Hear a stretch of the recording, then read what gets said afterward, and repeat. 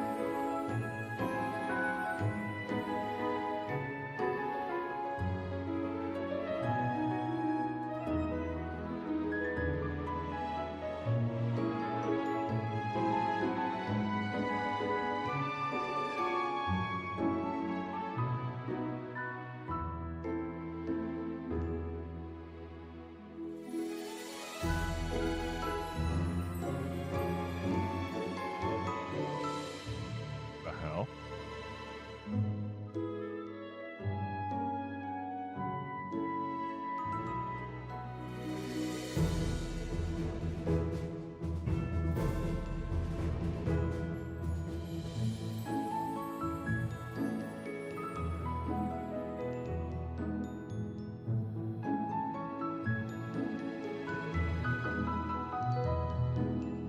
Anyway, never mind. I don't know why my multi output plugin is broken in OBS.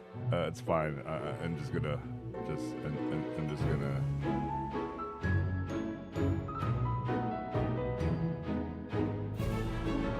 I'm just gonna stream in YouTube. Whatever. I don't care. Shame. Oh well. What's this? What did I get? Oh yeah, I completed the cat cafe thing this afternoon. Just randomly went online. Oh, I haven't done this. Yeah, I'll figure that out sometime tomorrow.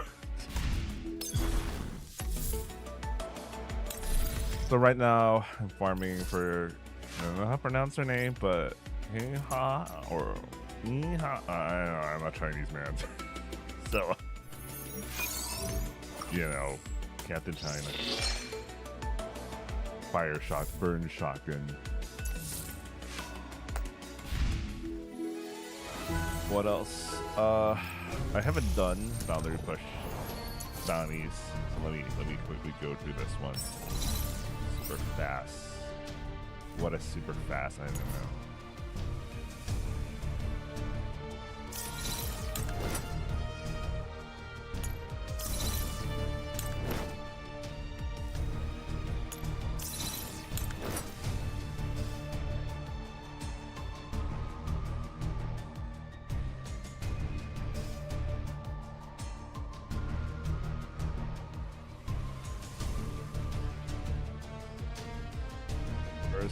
Latara, there you go.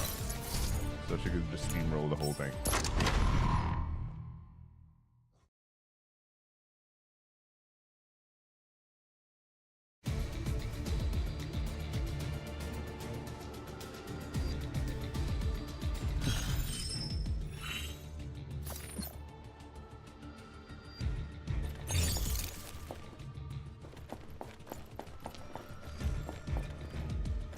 Oh yeah, I don't even know where to go. Okay, north.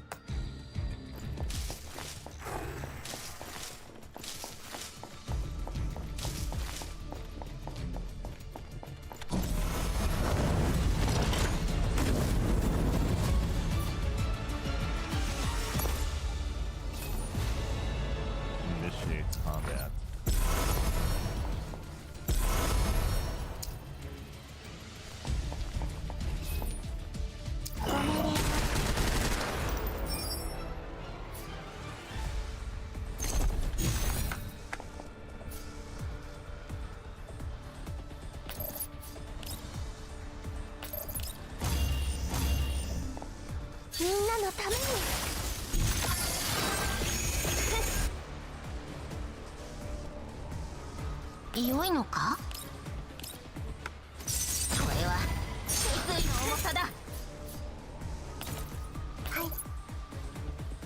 Where is...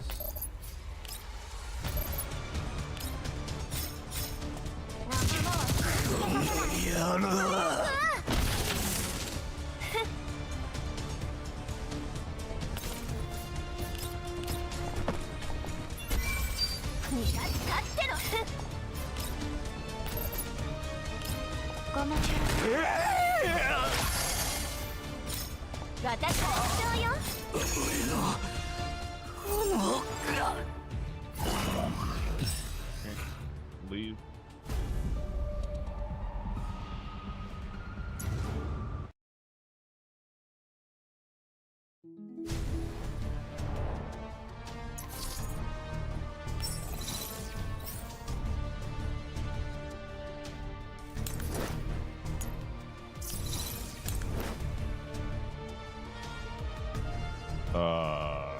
This could be any slot. Okay, I'll just randomly ask Spring to call it then.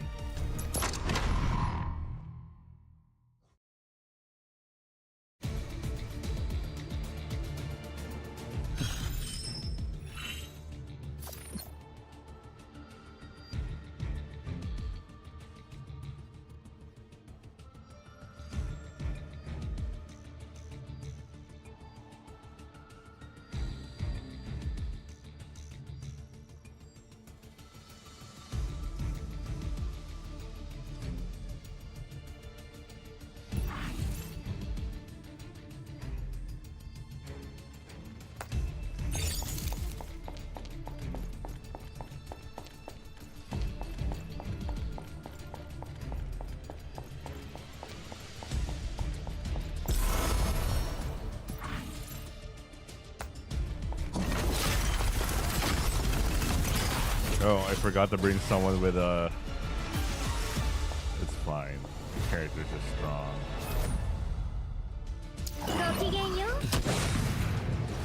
Oh yeah, I'm excited for the story. Springfield just... just murdering the fuck out of you, man.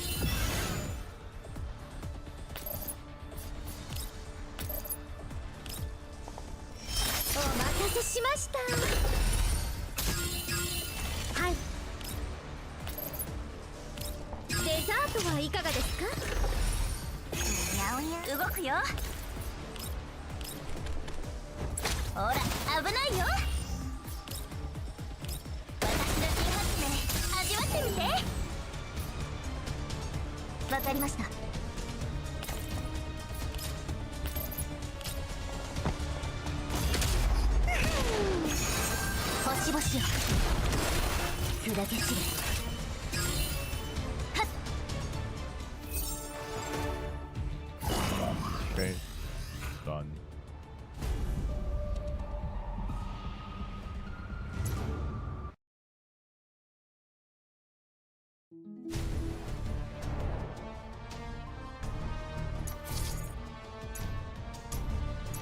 Oh shit. Okay. I need a corrosion team for this one. or physical. Either works.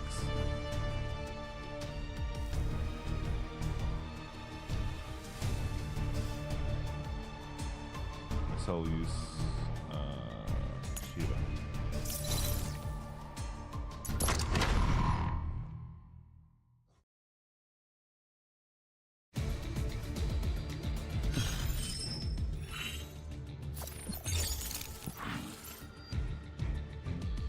God damn it, it's so far.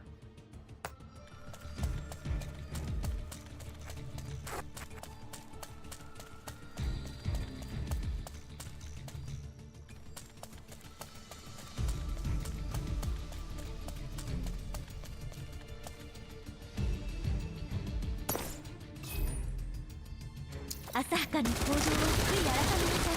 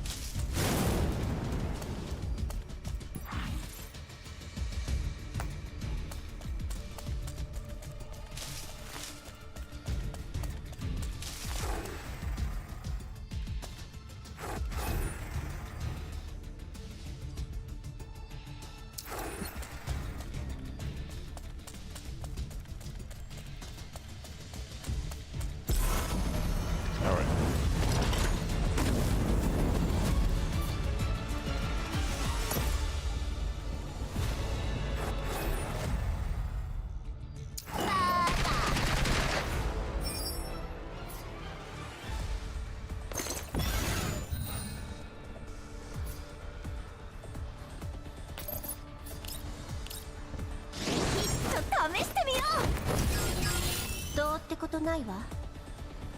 引っ張らないでよ。眠ってー。気をつけて。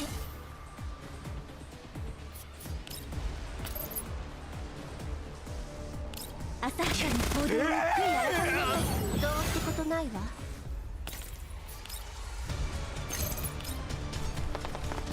交換しよう。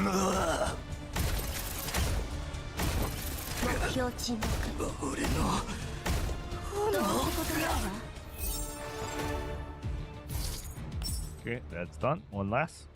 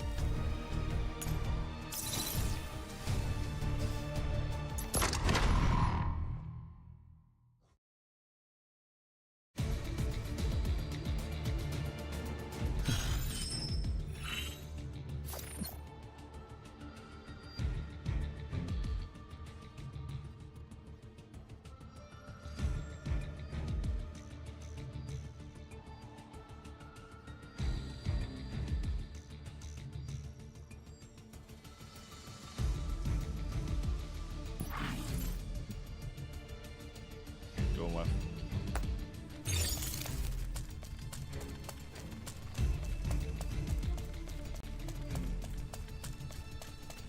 God damn it. I don't want to fight. I don't feel like fighting right now.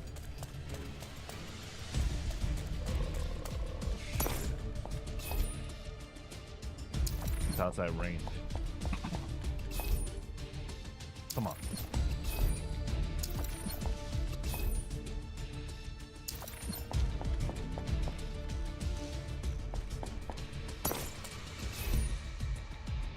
Oh, initiate combat. I should have brought someone with a fucking machine gun. That would have trivialized the whole thing. The goal is to trivialize the whole thing, by the way.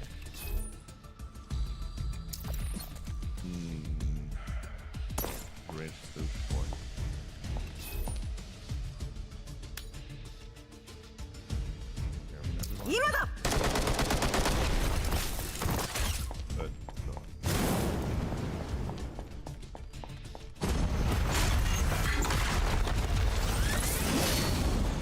I like how it has a sword.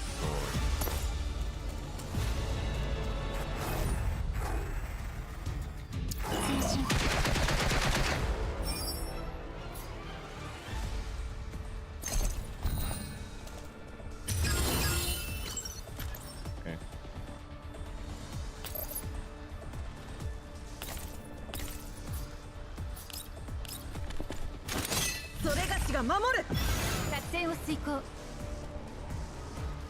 Where is... 了解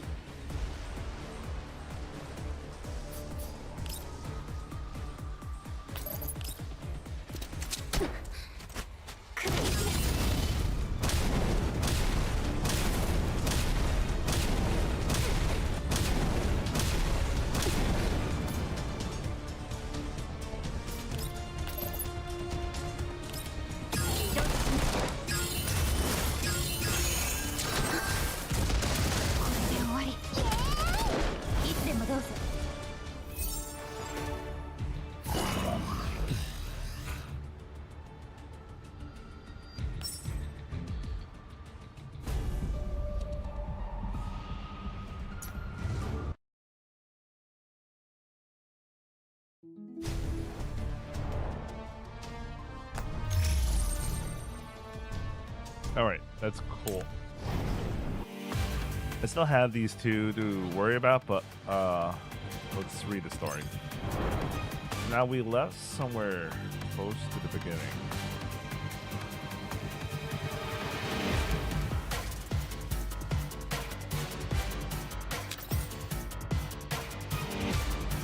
This was the one yesterday, right? So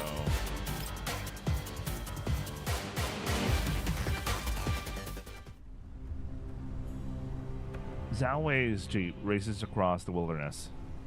もっとスピード出してアミンダの位置まであと少し Wait, this might be too early. Wait.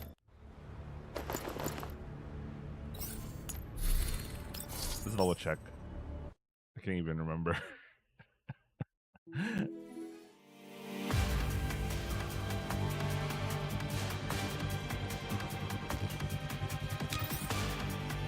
Oh, no. Yeah, that's the correct one. Because that was Springfield. We fought Springfield. So they just jump us in the middle of a scene. Ooh. Alright, I already read this. もっとスピード出してアミンダの位置まであと少し I can tell this is so Ionair, man. Why did they use Ionair for this kind of character? Well, whatever. She might get buffed. Anyway, sitting on the passenger seat, Yang Yu keeps refreshing the terminal screen constantly while the red dot representing Aminda's location continues pulsating on the map. 落ち着いて。そんなにマップをつついても距離は縮まらない。And this is another prolific VA on a not so meta character. 落ち着いてらんないでしょ今朝ペリーが失踪してレースを諦めてみんなで探している間に次々と他のチームも失踪者が出たって話が来てしかも今度はアミンダがあんたの友達でしょ焦っても事態は好転しない。運営から位置情報をもらっているし信号が消えない限り希望はある。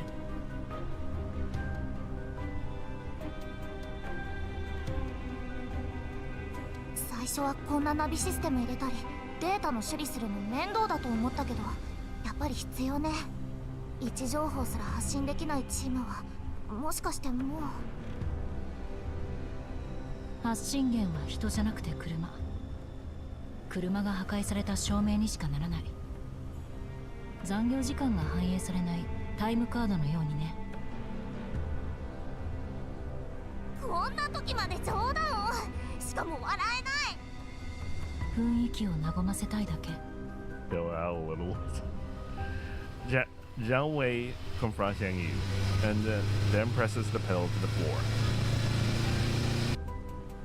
As they approach the coordinates, an overturned jeep comes to the side of the two. 車が見えた。アミンダの。多分気絶してると思う。早く助けないと。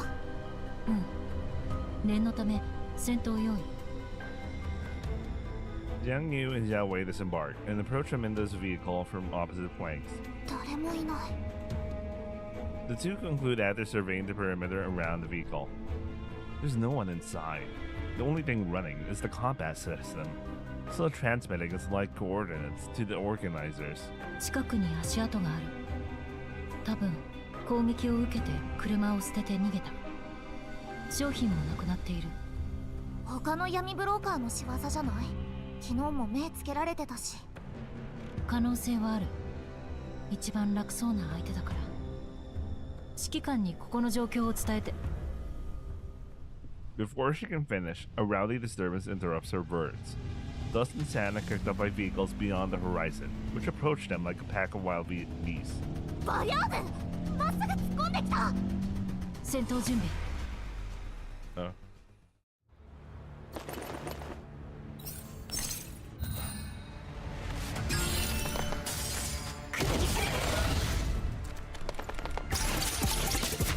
習の成果をここに！まだまだ上げていくよ！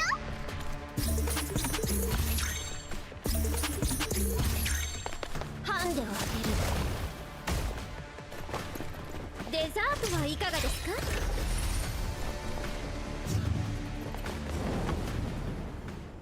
撤退だ！強すぎる！ As suddenly as they arrive, the Variagers withdraw after realizing they're no match for the doll duo. これで終わり。 Jiang Yu's frenzy shows no sign of calming down as she plans to continue her pursuit. 待って。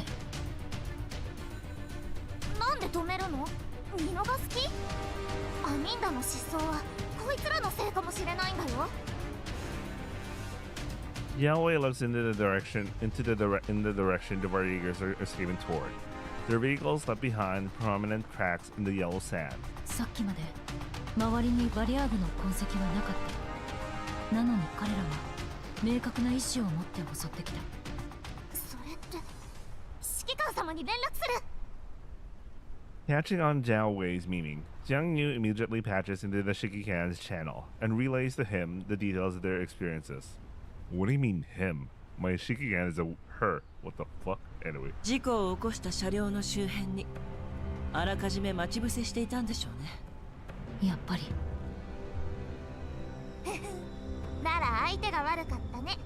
こっちは優秀な戦術人形なんだから。向こうは全力じゃなかった。何？どういうこと？ All she said in Japanese is, wait, what? What do you mean? That was, I thought we saw something else different. Anyway, Jiao Wei lowers her head, trying to recall. こちらの脅威度を探っているようだった。敗走したように見えたけど、撤退自体はとても統制が取れていた。地形に詳しいことを武器に、参戦車両を狙った待ち伏せを仕掛けているのかもしれない。いつものバリアグとは根本的に違う。ええ、同意よ。覚えてる？前にもそんなバリアグがいた。もしかして。そう。少し前のエイダの件で相手した連中と同じ。ちゃんとした戦術を身につけている。Good to know that these storylines are very much connected. 拠点を潰したはずなのに。まさかね。I mean, it's very recent, you know, the whole thing about Ida. またあいつら？今度こそ徹底的に叩きのめさないと。指揮官、ペリーは見つかった？彼女の失踪もあのバリアグたちが関係しているかもしれない。可能性はある。他の人形たちが探してくれている。私はどうすればいい？バリアグはこちらが処理する。あなたとコウは引き続きアミンダを。分かった。了解。 After the communication ends, I quickly relay the information on the Vegas back to Brief, then contact Rosa. I quickly sort through my thoughts during the brief seconds I wait for the call to connect. The operations of the Vegas in this area are clearly an anomaly. The previous commission is far from over. But what's their deal? The contamination zones are a confusing mess to govern, and Vegas is simply an umbrella term for all bandits scattered around the zones. Most of these thugs have no systematic training or military background, surviving solely through foolhardiness and living each day not knowing whether the next will arrive. These Vegas in the group we encountered during the Ida incident are active in distinctly different areas, but they share the same cautious approach and tactical awareness. It's not particularly sophisticated, but nonetheless noteworthy. Could it be the result of Bree's recent targeted eradication of the Vegas? Or perhaps there's a Shikikan now leading them, one that stands above the rival factions. Is that even possible? These bandits always act without regard for consequences in their struggle for more resources, to the point of causing more harm to each other than any bounty hunter, broker, or even railway garrison could. But now there's someone who united them, or at the very least a portion of them. The call is patched through, and Groza's familiar voice soon follows.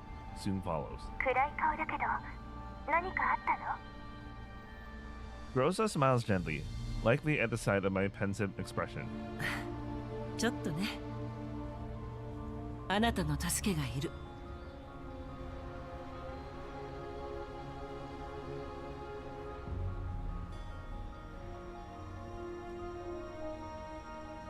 ちょっとだけ。あなたの手にかかればそんなものよ。And for Groza, the entire situation surrounding the abnormal Vegas. つまり私が代わりにブリーフに連絡して指揮官は市場に残ってペリーの捜索を。あなたにしか任せられない。了解。感謝するわ。頼んだわよ。何かあれば連絡して。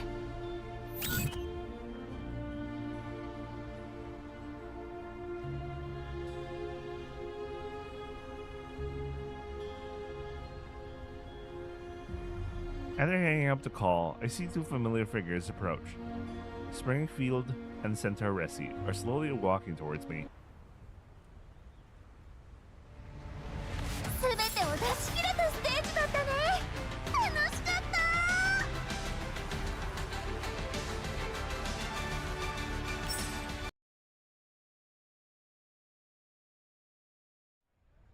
た。申し訳ありません、ご主人様。ペリーは未だ見つかっておりません。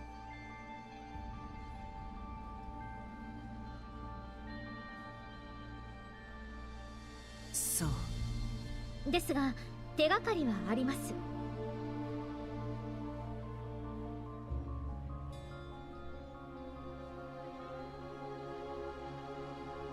手がかり？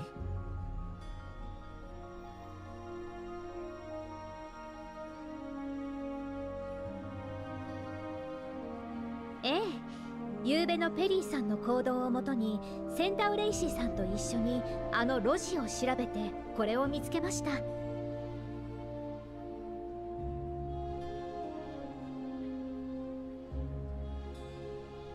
Springfield shows me a picture. An hour door stands out prominently against the wall. 偏僻な位置に加え周辺も暗かったので昨べは見過ごしましたが、ここにドアがあります。しかもごく最近に使用された形跡が。つまり誰かがペリーと話した後、このドアに入ったと。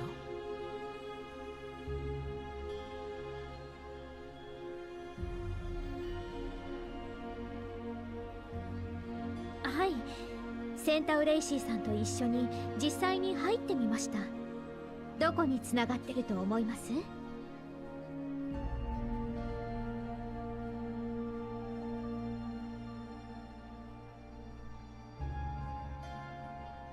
酔ってはいたけど方向感覚はある。薬部の住処なんでしょ。でもこんなドアがあった記憶は。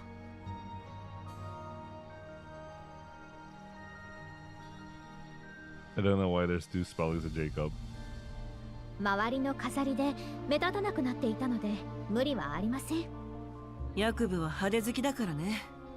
住処には警備員がいてセキュリティも万全なはずよ。はい、店長と周りを観察しましたが、このドアに向けられた監視カメラが1台。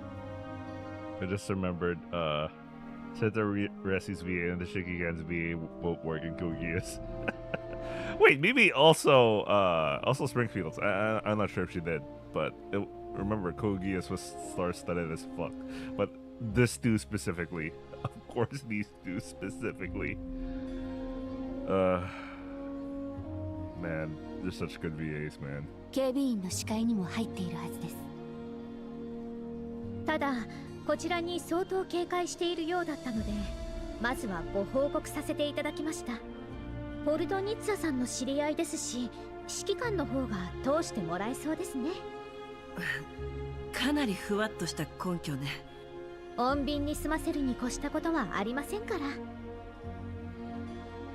ら。わかった。行こう。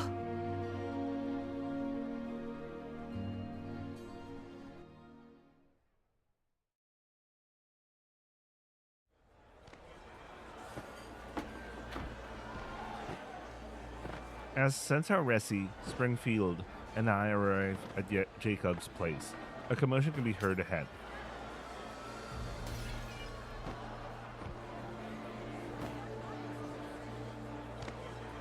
ふざけるな。納得できるか。 Old Neil just got out of fucking Death Stranding to Nirvana. うちの参加者は全員羅針盤をインストールしてんだ。見つからないのはそっちの責任じゃないのか。落ち着いてください。お連れの方はもしかしたら車両の破損によって位置情報が発信されていないだけかもしれません。他の連絡手段をお試しされては。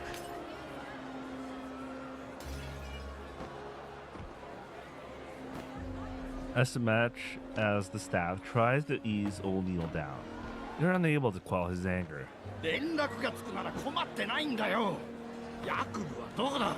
あいつが主催者なんだろ。 Oh, they literally say the name. They literally say it as Yakub. But I don't get it why the spelling is Jacob in the other text. It's like two different people wrote it down or some shit. I don't know, man. A loud bang interrupts the dispute. In the deafening silence, the sharply dressed broker stunters out of the door with his bodyguard emerging behind him, with a pistol in hand, coldly scanning their surroundings. これはどういうことですか? It's kind of lazy. Look at the forehead, like it's like some sort of old school anime shit. They just draw those as head veins or whatever shit you call that. 薬部。 Old Neil suddenly lunges forward, but is immediately restrained by the bodyguard. それはこっちのセリフだ。レースはとっくに終わってんのに、うちの連中は一向に戻ってこねえ。俺たちも位置情報発信システムを持ってたが、そっちが羅針盤と干渉するっつったから消した結果がこのざまだ。 Bruh. He said what he said in his voice line is different from the text, man. A little bit. Not too much, but the meaning's the same. But like, I'm kind of iffy. I don't know. Staring at the struggling old man, Yakub shakes his head in dismay. 無知もまいで野蛮。品のない人間だ。これだからイエローエリアの田舎者は。外で狼藉を働く強盗連中と何が違うというのか。 Unless there's a specific reason why it's Yakub and Jacob. Like, Jacob, the spelling of Jacob is just him trying to change his name to a little bit more White Zone friendly. While Yakub is like his actual name, and that's how they remember him when he was still in the Yellow Zone. You know, he's trying to dissociate his identity. てめえどう頭がないなりに考えてみてください。バリャーグやコーラップスストーム、生き向く。こうなった理由は数知れない。私に聞いても無駄なことくらい理解できませんか？イエローエリアで活動するのも市場のイベントに参加するのも初めてではあるまいに。その程度のリスクも取れないならやめた方が身のためです。てめえ Old Neil's face flushes with anger, yet Yakub's speech instantly deflates his momentum. 話してやれ。 Yakub taps on Old Neil's shoulder. 羅針盤システムは主催者として取れる最大限の安全措置です。こちらの人形さんたちも位置情報があるからこそチームメイトの捜索ができている。違いますか？ Yakub suddenly brings us into the conversation. I hesitate for a moment before nodding. だからこちらには何の非もない。でもな。諦めて仲間の帰りを待つか自分で探しに行くか、どちらにせよ怒るだけでは何も解決しません。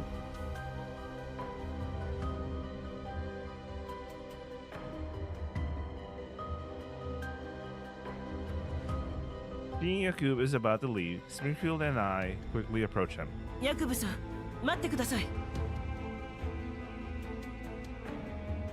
Yakub squints and glances over us, and then turns his head to speak to his secretary without lowering his voice. 人払いを済ませておけ。つまらないことで客人をおろそかにしたくない。 Important guess. Who could that be? はい。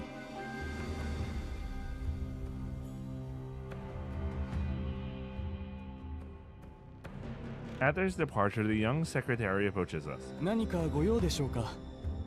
はい。仲間が失踪して。わかりました。持ち場に帰って結構です。 The secretary nods at the head bodyguard, who has come to assist with the investigation, then turns back at us politely. お力になりたいのは山々ですが、こちらができることは何も。先ほど警備長に確認したように、昨べあのドアから出入りした人物はいないとのことです。暗かったんですよ。見落としはないと言い切れますか？言い切れませんが、こちらの警備員は政府エリアの優秀な人材のみ採用しております。では監視カメラの映像を見ても。申し訳ございません。不具合により昨べの記録は全て抹消されました。バックアップも？はい。メモリ節約のため、前日の記録は次の日の0時になってからサーバーに同期されます。よって昨べの記録を見る手段はありません。なるほど。でも本当に心配なんです。昨べ当直だった警備員を呼んでいただけますか？どんな些細な話でもいいんです。あいにくですが、その警備員たちは今朝他の倉庫の配置となりました。しばらくは戻ってこられないかと。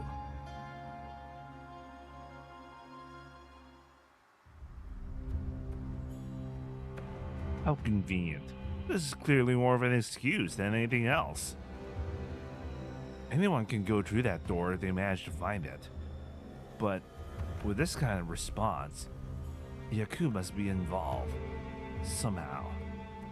失踪したのは指揮官の大切な友人です。他のチームも失踪者が続出しているこの状況、1秒たりとも無駄にはできません。ヤクブさん主催のイベントで大切な友人を失ったとなると、巡り巡ってヤクブさんに不利益が及ぶかもしれません。Springfield? I turned to her, surprised by her sudden interjection. To my knowledge, Springfield was never the type to play the emotional card, nor would she ever be so rash to provoke her adversaries without first gaining control of the situation. Springfield's words clearly throw the secretary off his momentum. If he is also someone, like he said, higher from the safety zone, he can't possibly tolerate a threat coming from a doll. そちらの人形さんは自主性が高くて優秀ですね。Alright, here we go. Racism, what the fuck?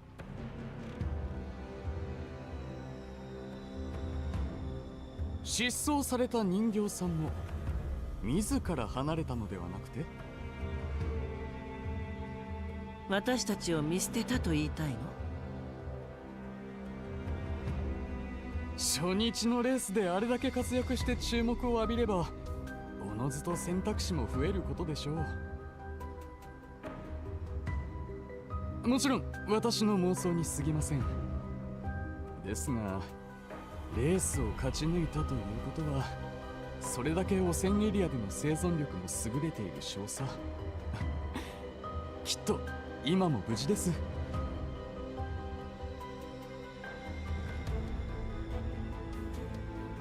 そうと思いたいけどね。I just realized the fucking sign on the back, less equal more. What the fuck? Welcome. Open late. Breaking news. Even more natural than before. I don't know. Obviously, they're just they made some random ass backgrounds, okay, that don't mean shit. It's just like, I don't know, they just hired some random ass background artist to make some sort of cyberpunk looking bar. That doesn't make sense. I'm actually looking at the boss. Anyway, never mind. I turned to look at Springfield, only to meet her gaze halfway through. After briefly exchanging glances, we both arrive at the same conclusion. 他を当たってみます。協力に感謝します。お気になさらず、こちらもできる限りのことはしましょう。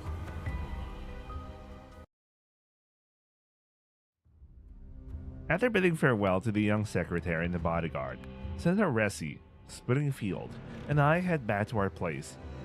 The gentle smile slowly fades from Springfield's face. 何か手がかりをつかめましたか？どうしてそう思うの？ご主人様と店長が納得できる答えを得られないまま帰るとは思えません。人形の失踪が重視されないのを懸念して、私たちはペリーさんのことをずっと友人と呼んでいました。その友人が人形とは一言も言っていません。Yeah, that answered their question. なるほど。すべて計算づくだったのですね、店長。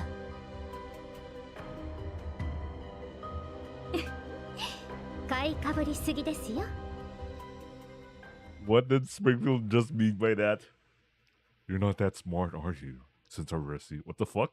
Is that what you mean by that?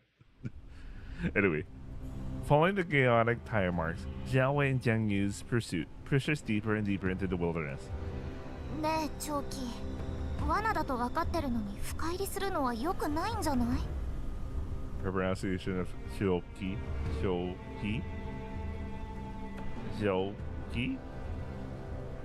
Why is the English pronunciation Jiaowei? But I can imagine English is the much more correct one. Or, you know what? I don't know, man. It's different. Anyway, well, I'm basing it from Mo's pronunciation. Anyway, continuing to chase. Oh, okay, that's her line. Sorry. 陽動は敵が食いつかなければ意味がない。あの時、私たちはすぐに追撃しなかった。なら向こうは陽動は失敗したものと見ているはず。そうじゃなくてもそうじゃなくてもアミンダを助けに行くんでしょ。うんうん、そういう白黒はっきりしてるとこ大好きだよ。安心して、私がいればエイダと同じ思いはさせないよ。うん、ありがとう。チョキ、あそこ。あの谷人がいっぱいいる。結構賑やかだね。あれ、なんだか戦ってない？バリアーグと襲われている闇ブローカー、戦闘準備。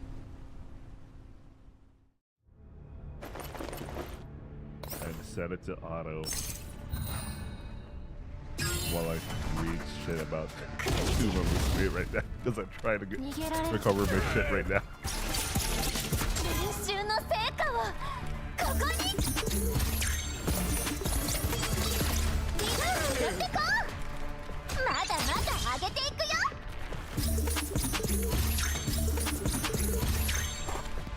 降参今のうちよ。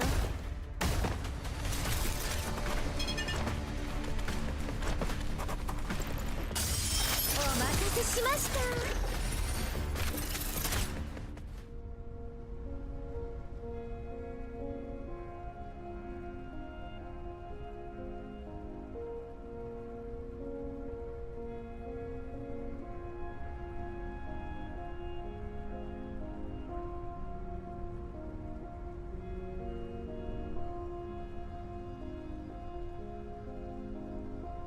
With Jiao Wei and Jiang Yu's support, the Verjagers are quickly beaten back, and they retreat. A petite figure leaps out of the backseat the moment the broker's vehicles come to a stop. She runs in and throws herself into the arms of Jiao Wei. チョキ。アミンダ、無事だったんだ。Jiao Wei looks towards the jeeps. An elderly broker also hops out of his jeep and starts smoking while squatting on the ground, having just survived a life-or-death situation.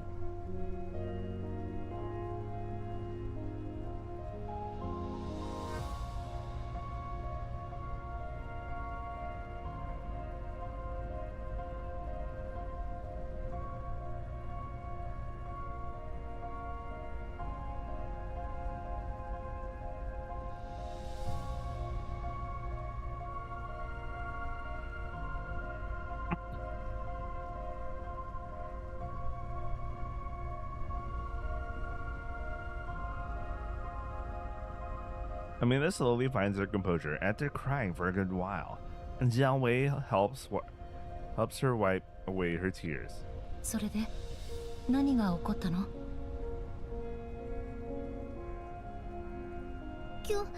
協力者と一緒に昨日模索したルートを走って、池袋の巣もバリアグの拠点もない安全なルートって言われたから。I just realized her VA. Oh, I recognize the VA. It's. We hear her voice a little bit more. でも途中でバリアグに出くわして。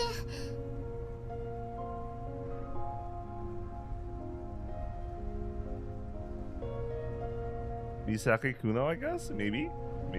I'm making a guess. それから必要に追われて、途中でチームメイトとはぐれて車も横転しちゃって、なんとか逃げ出すことができたけど。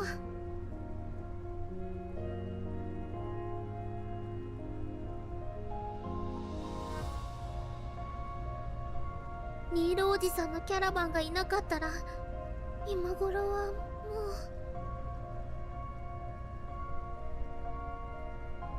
チョキ、襲われた闇ブローカーから話を聞いてきたよ。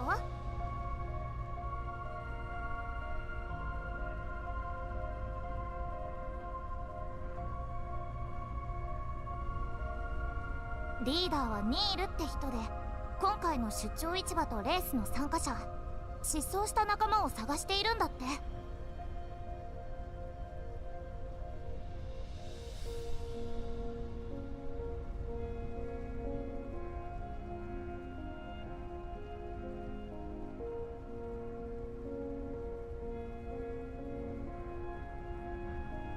そうです。バリアグと遭遇したことを教えたら、イエローおじさんたちはすぐに焦り出しました。私も仲間を探したかったので市場に戻りませんでした。でもバリャーグの相手なんてできるの？みんなで力を合わせます。普段のビジネスでは競争関係ですが、こういう時はお互い様です。協力しないと汚染エリアでは生き残れませんから。それに同じチームの闇ブローカーは大抵同じ集落出身です。みんな生き延びるためにこの仕事を始めたんです。 Okay, good to know she's an actual human being and not a doll. 'Cause I thought she was like some sort of doll. She just referred to herself as a human being. ニールおじさんの失踪した仲間は相手が子供の頃からの付き合いなんです。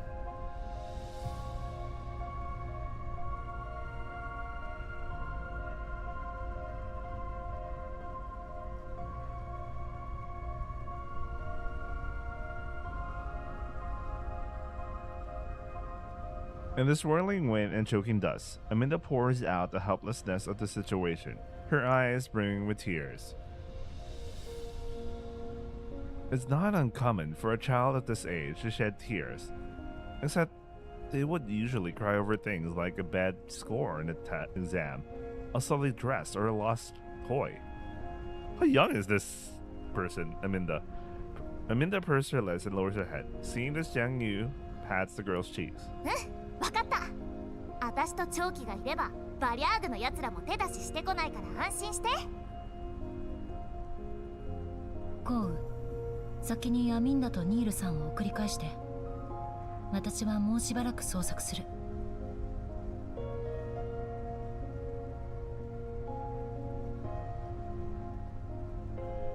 了解。そっちも気をつけてね。すぐに戻るから。アミンダ、失踪した仲間の特徴を教えて。見た目、車、最後の位置、何でもいい。ニ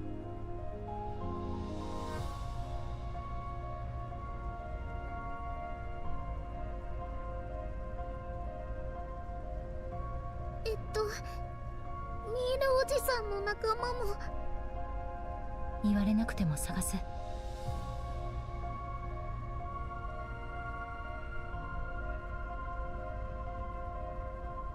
Jiang Wei affectionately pats him in his head. ありがと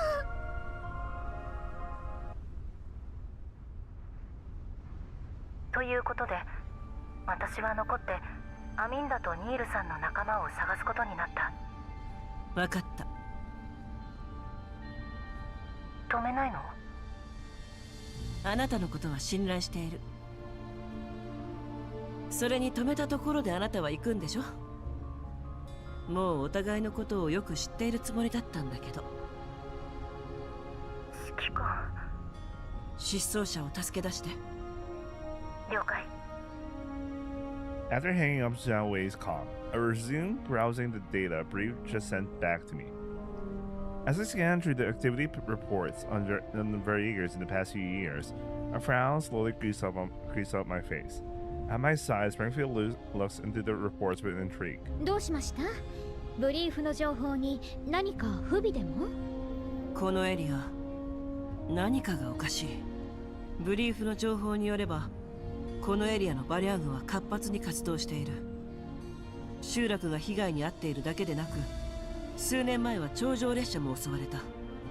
近頃はおとなしくなって防衛軍との衝突はなくなったけど、闇ブローカーや賞金ハンターなどは依然被害に遭っている。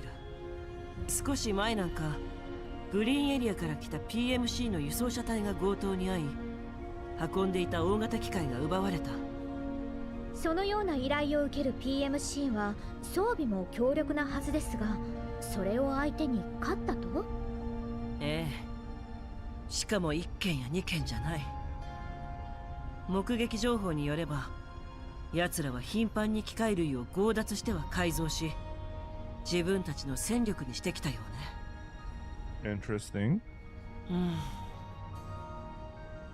A fleeting train of thought rushed through my mind, but I can't quite get a hold of it. Pushing it aside, I redirect my focus back on the activity reports, skimming through piles of records of raids against brokers in the recent years. Loud commotions echo through the fair and reach my ears. The disappearance of several teams during the rally hasn't hampered any of the liveliness. That is but a daily occurrence here. The watered-down liquor one drinks the night before may very well be the fine wine they reminisce about before their demise tomorrow. こんな劣悪な環境なのに、スプリングフィールド、ヤクブはこの辺りで勢力を拡大したんだったわね。何をしたかわからないけど、ここ数年で急激に周辺を牛耳るほどの規模になった。一階の闇ブローカーがこんなバリア軍による被害が目立つ地域でやっていけると思う。確かに怪しいですね。Springfield stares thoughtfully at the report, then gently smiles. この件は私にお任せください。情報は得意分野ですから。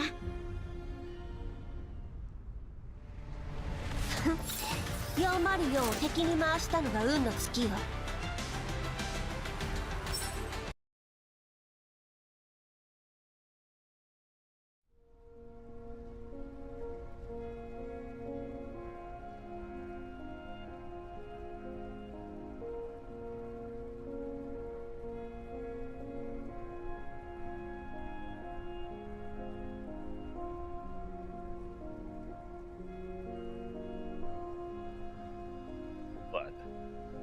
Blood everywhere.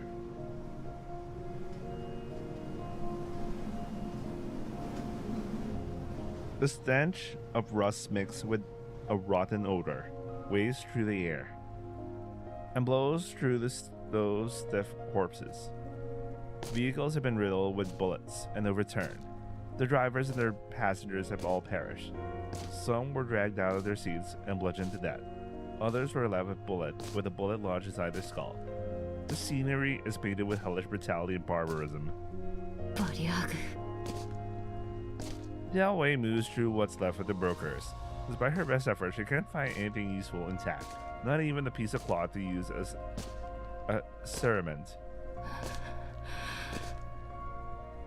At last, Jiao Wei comes to a stop, casts her eyes downward, and her grip tightens on the terminal. On the screen, the person smiling broadly is lying right in front of Jiao Wei. Her once healthy tan skin is now covered in dark purple bruises. Rage overwhelms Jiao Wei's senses as she clenches her fist tightly. Barely containing her anger, Jiao Wei marches towards an overturned vehicle. Let me at least remove the body from the driver's seat first.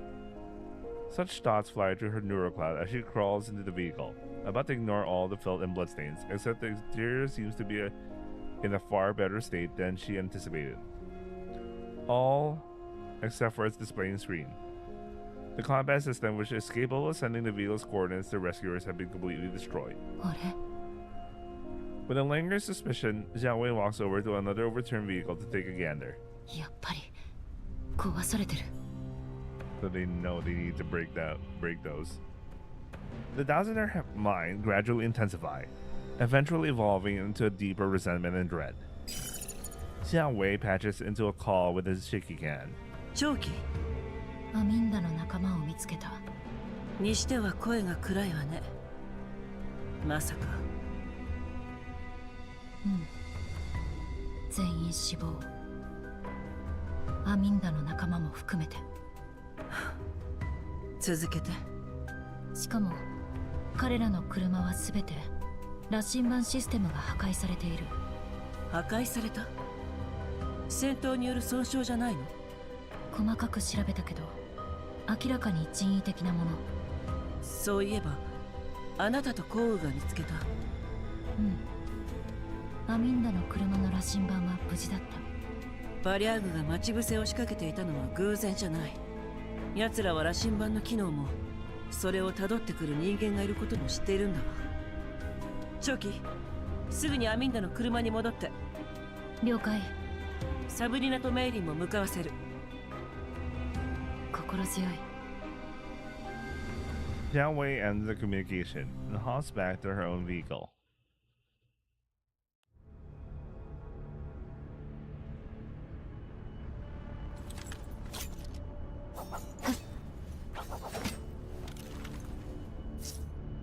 Digigand. Target lock. Go crush them.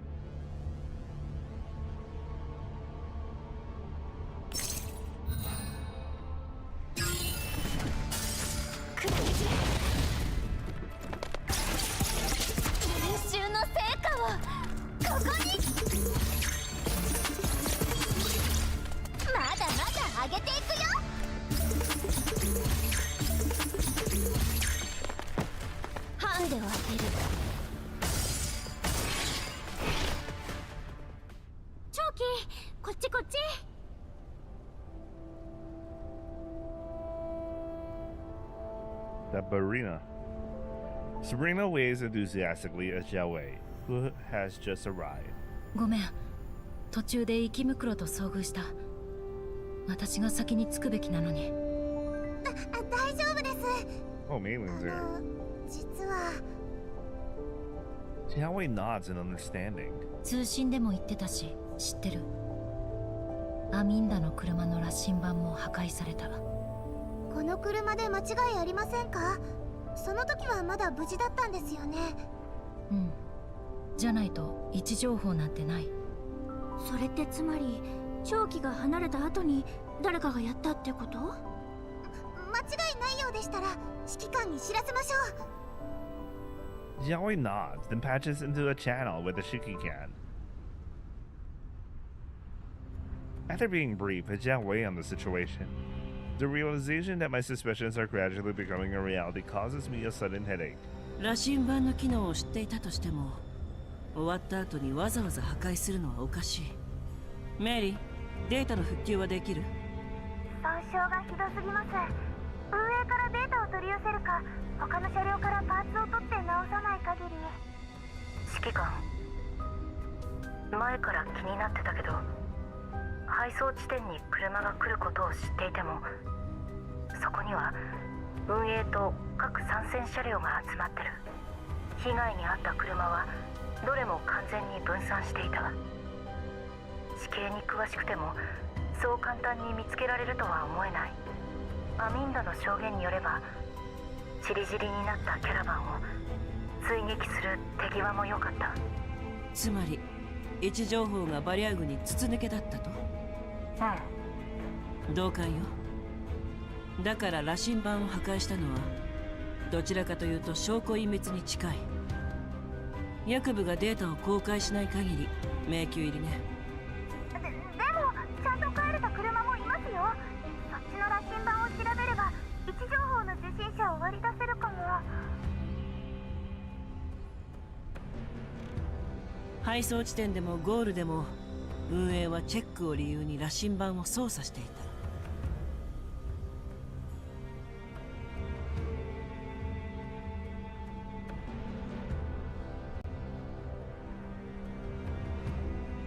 証拠になるような痕跡はとっくに消されているはずよ。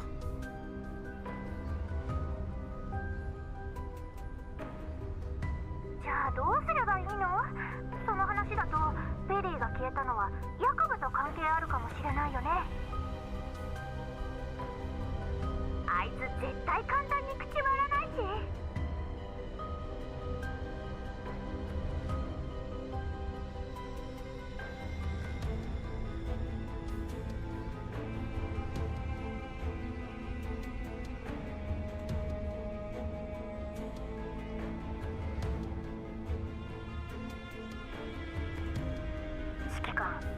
強行手段に出る。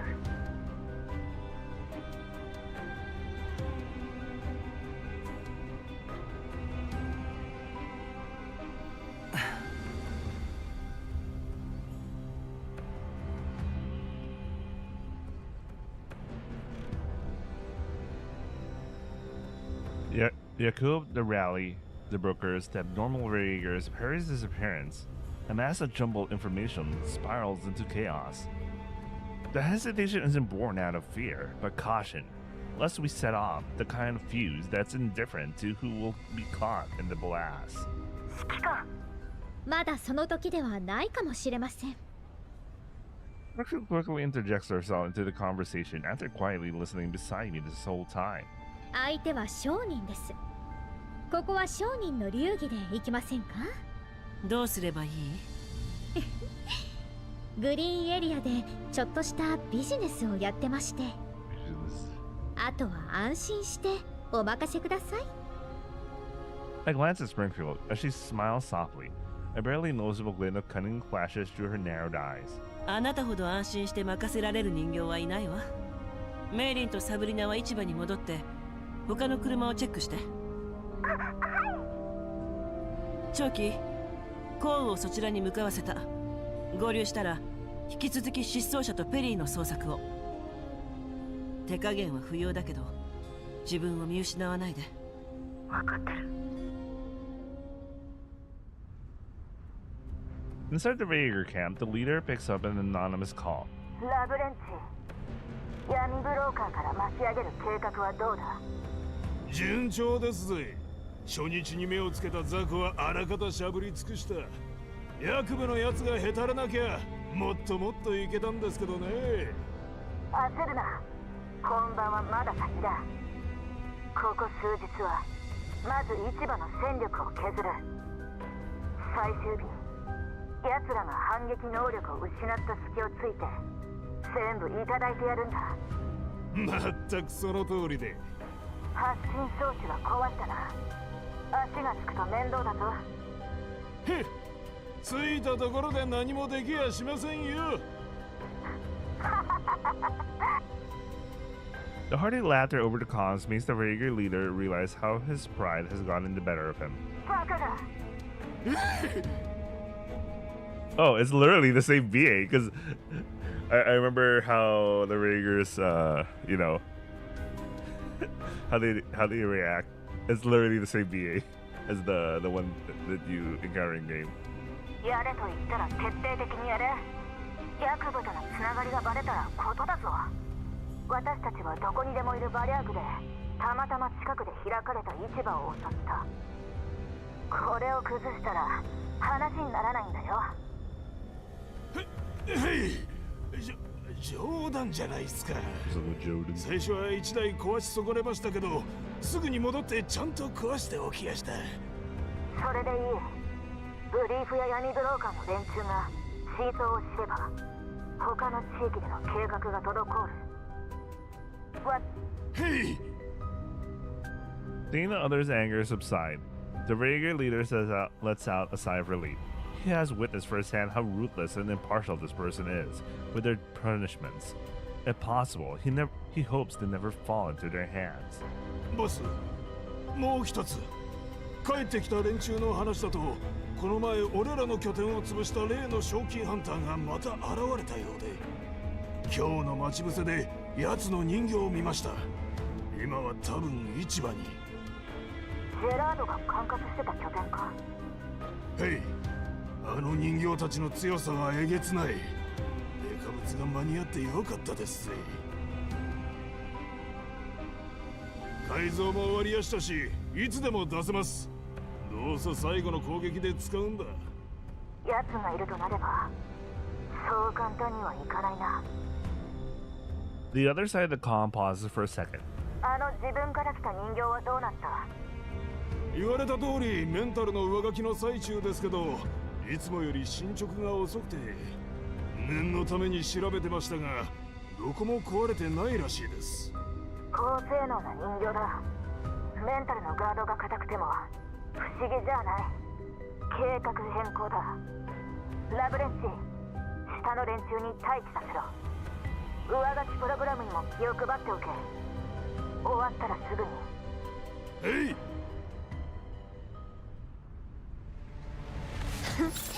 404を敵に回したのが運の尽きよ。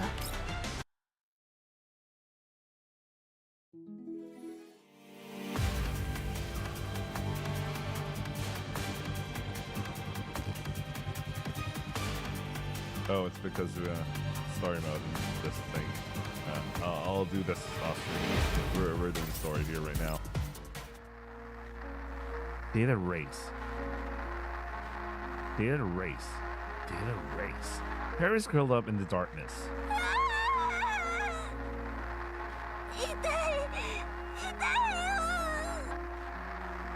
The irreversible neural meltdown causes her to scream and screech in agony. With memories of Springfield destroying her vividly etched into her mind, the deafening gunshot rings out endlessly, tormenting Peri's already frail mind. どうして The rumbling of the train also echoes in her ears, followed by the sudden downturn in the tide of battle.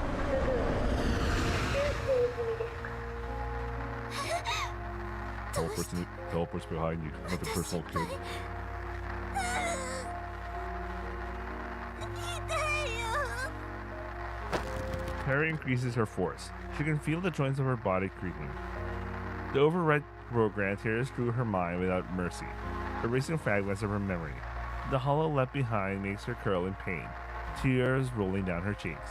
消えた大事なものが全部消えた何が起きてるのどうしてスプリングフィールドさんは演算法則を破って私を攻撃したの演算環境に異常がどうしてどうしてどうして Peri shouts into the darkness, babbling incoherently while frantically demanding answers. Alas, only silence answers her. The voice in the darkness that had guided her along the way has truly vanished. 上書きプログラムに気づかれたの私たちの存在に気づかれてない時ですらうまくいかなかったのにあなたに助けてもらわなければ何もできなかったのにどうしたらいいのねえ教えてよまたあの暗闇に戻るのやだそんなのやだよもう記憶をなくしたくない She is in complete turmoil. With her mind fractured and her body in agony, Peri is slowly driven to the edge of insanity. She trembles, trying to maintain her sanity, but fear and pain keep clouding her thoughts. However, this is not the end for her. これは In the pitch dark of her neural cloud, Peri sees a doorway bathed in light. It's a doorway she knows all too well. It's the one that saved her when she failed to resist the neural override. It's the one she stepped through countless times at the urging of that voice. It's the one that would eventually help her find the key to escape from the program. 演算システムまだ生きてるだとしたらまだチャンスはある Seeing what she thought was lost has now returned her. Peri firmly clasps her gun again. 温かい During the countless attempts that yielded no result, she would desperately try to hold on to the innumerable warmth yet fuzzy fragments of her mind like this. The searing pain coursing through her body reminds Peri once again that even these remnants of her mind are slipping away. She knows full well that relinquishing, I don't know why I'm having a hard time pronouncing that word, relinquishing this chance given by the voice means that override process will be completed in no time. By then, none of these precious fragments will survive. Which means that Sumari, oh no, that's not right, he's Sumari. Anyway, which means that Peri will stop being Peri. やだ大切な人たちが私を He has yet to find Shisho, and she does not want to forget all memories of her friends. More importantly, someone is waiting for her return. No matter what she has lost, she will never, ever forget that person. まだ諦めるわけには She wants to see them again. She wants to live with them like before. Not through simulation, not virtually, but to truly see, touch, and feel them again. 今はもうこれだけしか残ってないけど This is not contentment. It's her fear of losing what little remains.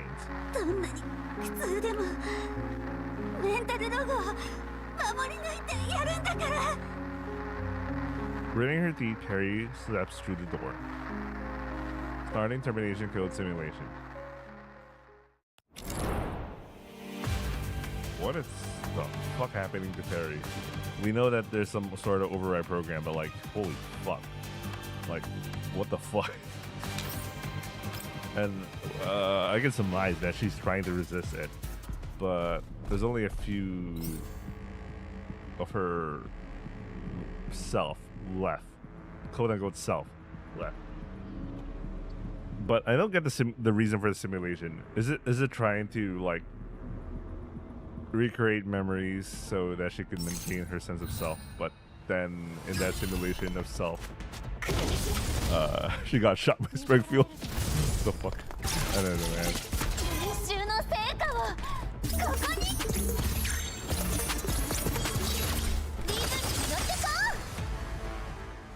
すみません、指揮官。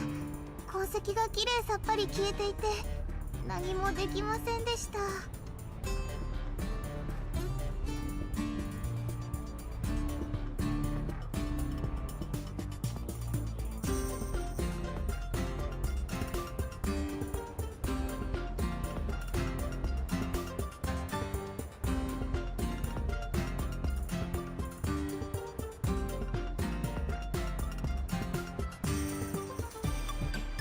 After returning to the settlement, Maylene and Sabrina immediately check on the vehicle used by Santaresi in yesterday's rally.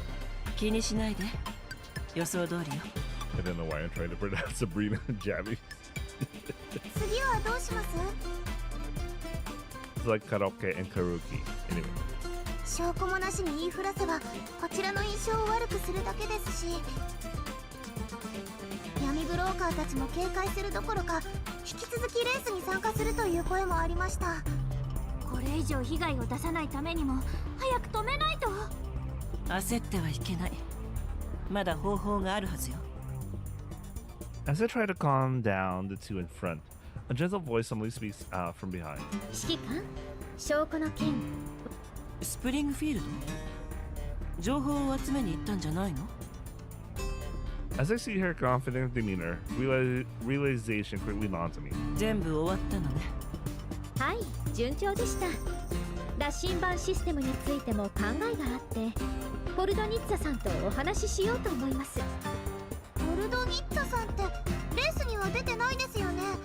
参加者や参加予定の闇ブローカーと話した方がいい気がしますけど。闇ブローカーの考えは汚染エリアの天気のように予測がつきません。敵味方がはっきりするまで安易に手札を明かさない方が得策です。では指揮官、ポルドニッツァさんとお会いしてきますね。 Springfield flashes me a sly smile. 向こうにとって損のないビジネスです。断られることはないでしょう。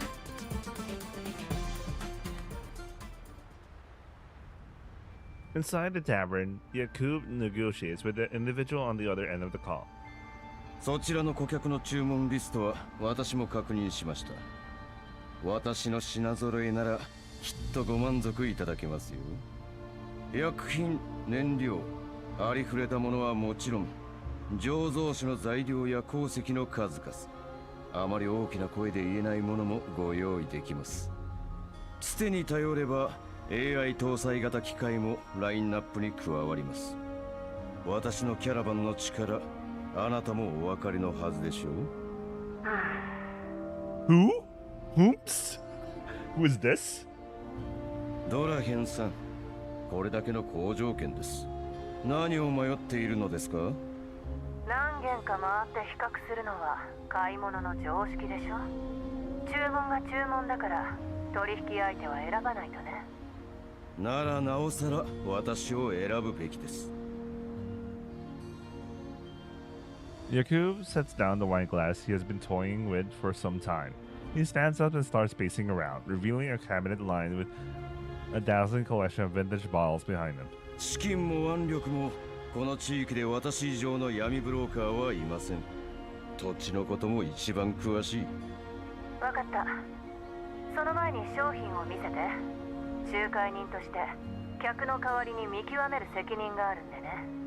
もちろんです。秘書に倉庫の住所を送らせます。時間に関しては明後日の午前なら私自ら案内して差し上げられます。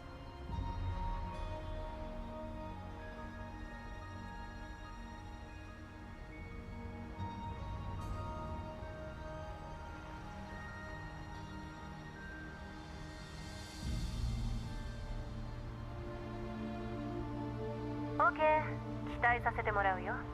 ただ仕入れが少し遅れている商品もあります。ですが必ずご満足いただけることを約束します。構わない。取引が成立したら納品の前日に用意してくれればいい。その代わりと言ってはなんですが、今回のお値段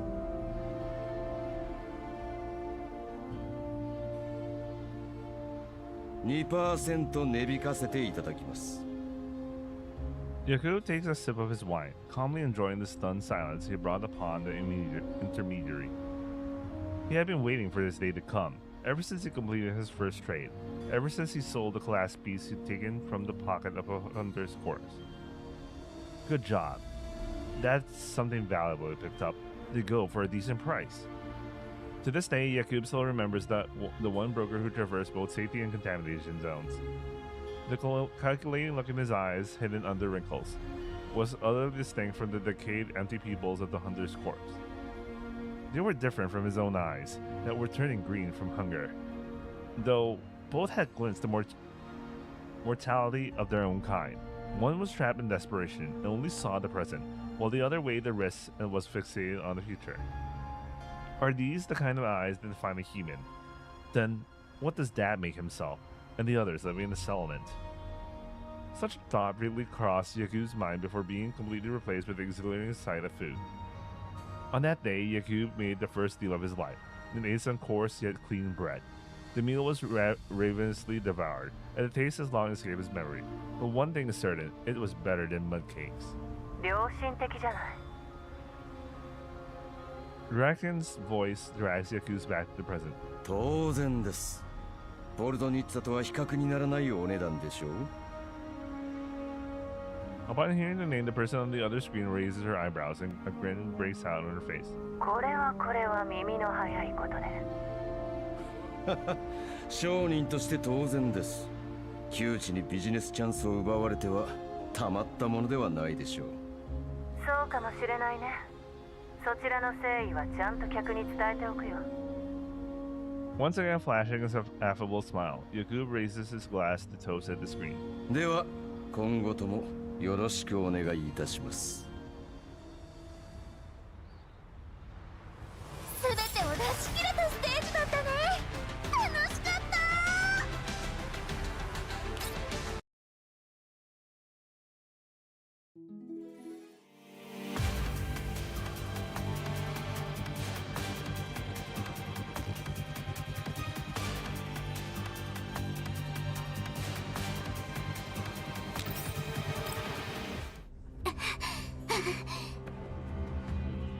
とりあえずここに隠れよ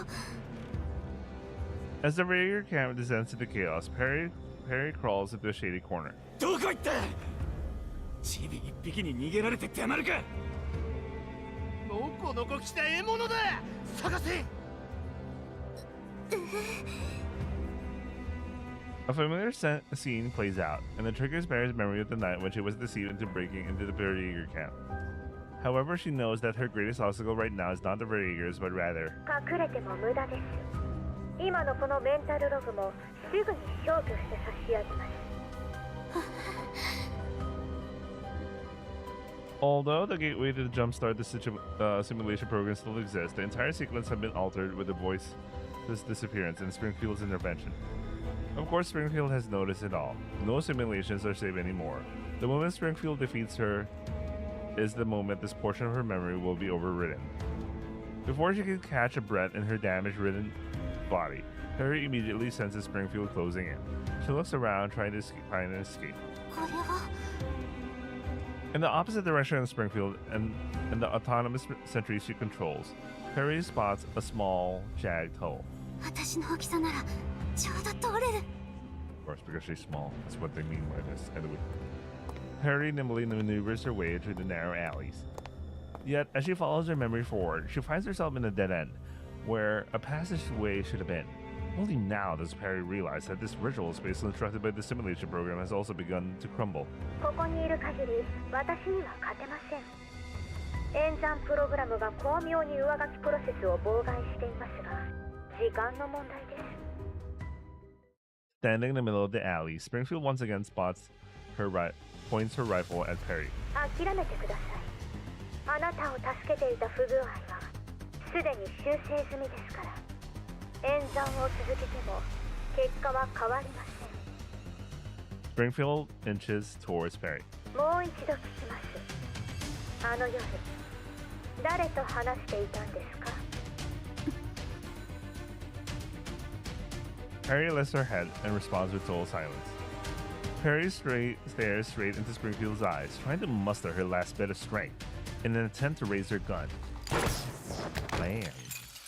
Without any suspense, Peri's score is once again destroyed at Springfield. Peri collapses to the ground. Her body, along with the entire simulated space, gradually shatters into their original form. Data fragments. プロセス完了。修正報告をアップロード中。 Once again, red light flashes before her eyes. Anomaly upload failed. The same result again. ネズミが一匹いたところで支障はありません。セルフメンテナンス開。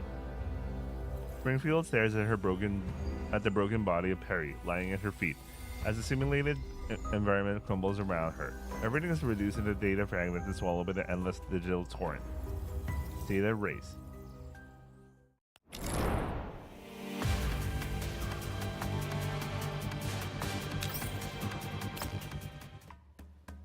戻りました。今回の取引で得た結果、ご覧になりますか？ええ。 Springfield projects the visual onto the screen.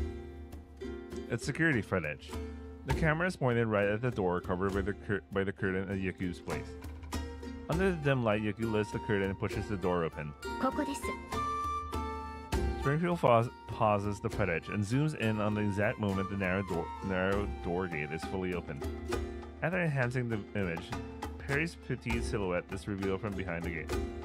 I usually look at the time displayed on the screen. It was the very night that Peri went missing. 時間も合っている。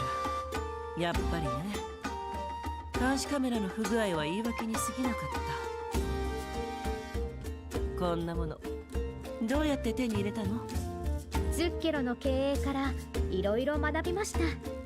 一見一蓮托生でどんなに親しいビジネスパートナーでもふとした瞬間に競争相手になってしまいます。競争を制するのは情報を持つ者。汚染エリアでも同じです。そして情報の取り扱いは私の専門。自分の足で探すことだけが方法ではありません。それでポルドニッツァにはいくら払ったの？ Springfield smiles gently. 危険を冒して手に入れたんだし、相当値が張ったでしょうね。いいえ。 Springfield simply shakes her head. お金にしか価値を見出せないのは有象無象の闇ブローカーです。真の商人は何よりも関係性を大事にします。ポルドニッツァ3レベルの闇ブローカーならその点は重々承知しています。代わりに彼女のキャラバンに潜んでいたネズミを捕らえて差し上げました。ネズミ？闇ブローカーの事情は複雑ね。指揮官の経歴と比べればずっとシンプルです。Man, they really love the shaky guy. Holy shit. それよりどうやって気づいたの？ I guess Springfield a puzzled glance, but she doesn't seem to have any intention of offering an explanation. Instead, she merely blinks and smiles back at me. ここから盛り上がるのにもう種明かししちゃっていいんですか？今度2人とも時間が空いてる時のために取っておきませんか？ Thanks for letting us know. The story's gonna keep going, man. 続きが気になる物語は読み手の期待を膨らませる。私もたまには指揮官の期待を背負いたいんですよ。 It's like the writer straight up telling you. Shit. Seeing Springfield's sly grin, I can't help but let out a deep sigh. わかった。切り札があるなら、役部のことで心配しなくてよさそうね。どうぞご安心ください。プラチナリゾートの時のように羽目を外していただいても構いません。ただもう少しだけお待ちください。役部の身辺は複雑なので、お茶会の前にコーヒー豆を厳選しなくては。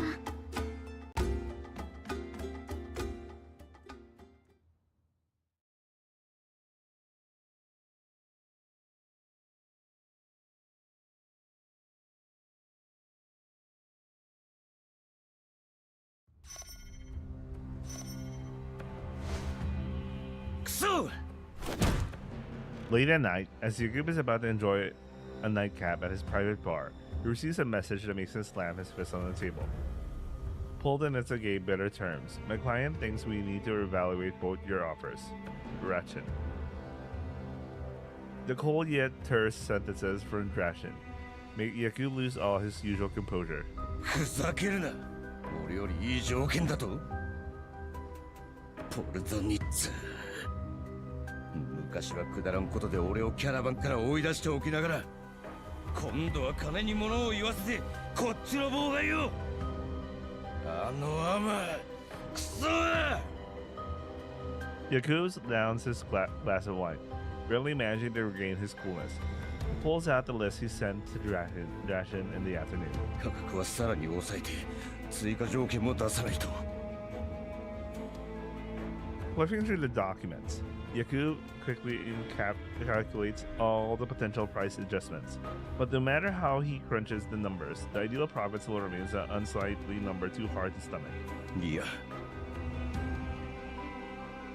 Give me a second. The fucking wire of my fucking...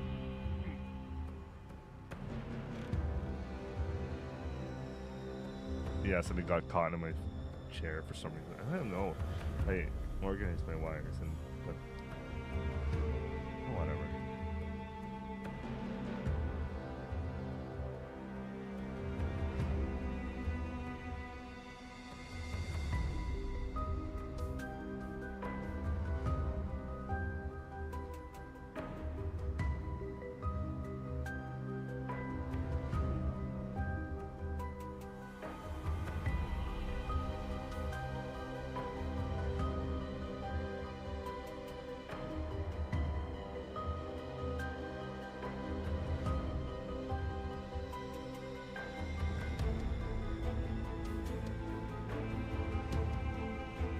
Give me a second. Or a minute, rather. What the hell?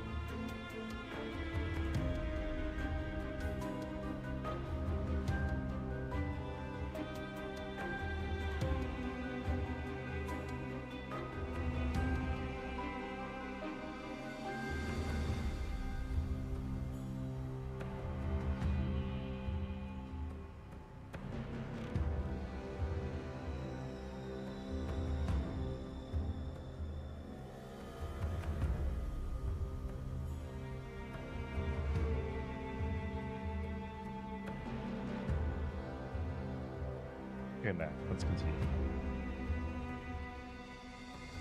これ以上抑えたらコストが安かろうと儲けがない。ポルドニッツァめ、商人の一戦が効いて呆れる。俺に出ろとどうしてだ。あの闇ブローカーたちの戦力ではやられるのは時間の問題だった。それに殺したのは俺じゃない。言い訳はそれだけかい？こっちだって人は少ないんだ。助けたらこっちもやられる。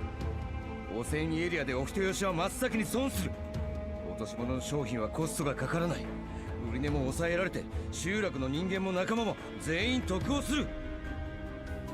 お人よしにならなかっただけかい？お人よしはいけないけど、商人の一線を軽々と越えるのはもっといけない。あんたは闇ブローカーに向いてない。Years ago, after tasting the benefits of trade, Yakub accumulated more lost objects to barter with brokers, ultimately joining Poldenitsa's crew as a helper. For a very long time after that, he worked hard and rejoiced in every clean loaf of bread he earned through hard work. The elated pupils no longer frightened him. He no longer drooled over basic sustenance like a craving peace. Yakub was content. Now he could look at the goods and think about what price to sell them at tomorrow. All until that day when he was kicked out of the convoy, the Poldenitsa coldly staring at him. Yakub remembered the very first broker he ever met. His wrinkled, covered eyes were so clouded compared to Poldenitsa.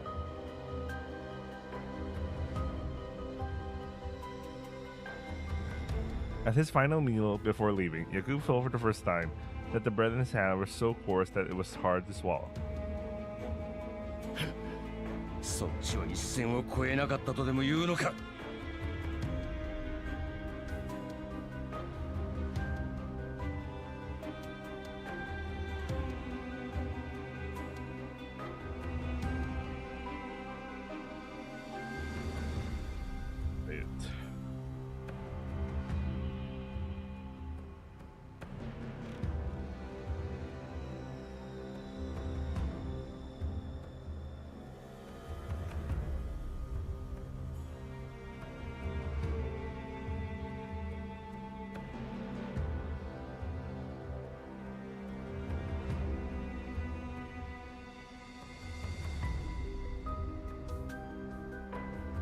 闇ブローカーに向いてないだ。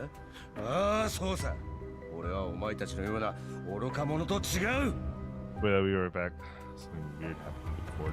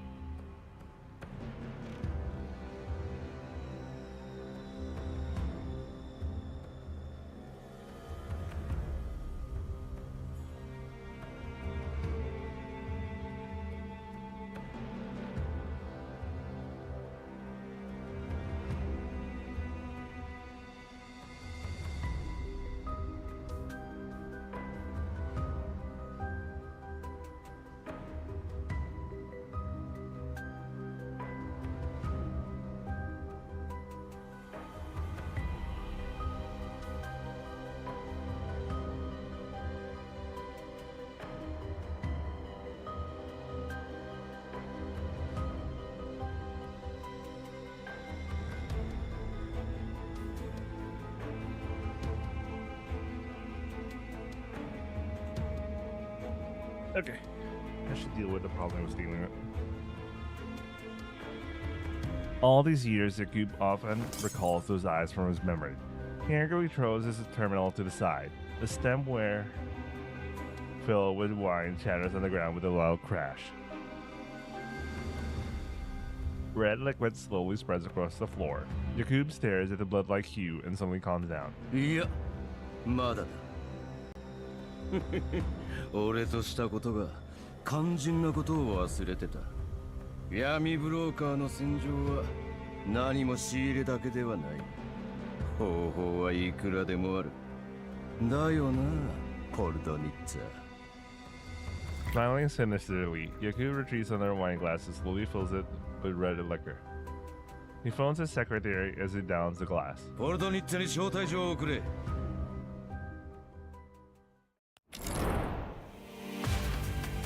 I'm gonna take a break from the story. We'll do one of these things. I haven't done today's yet, so let's do it.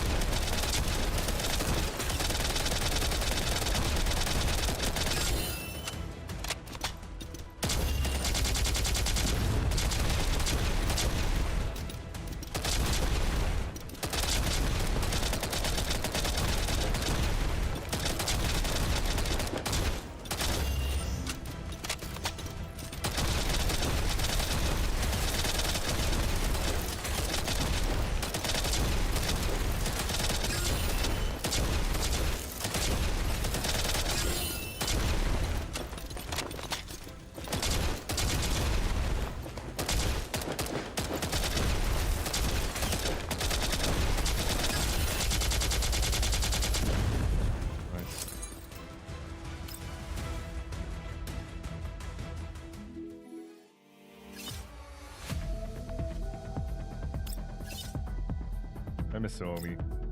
Let's use her.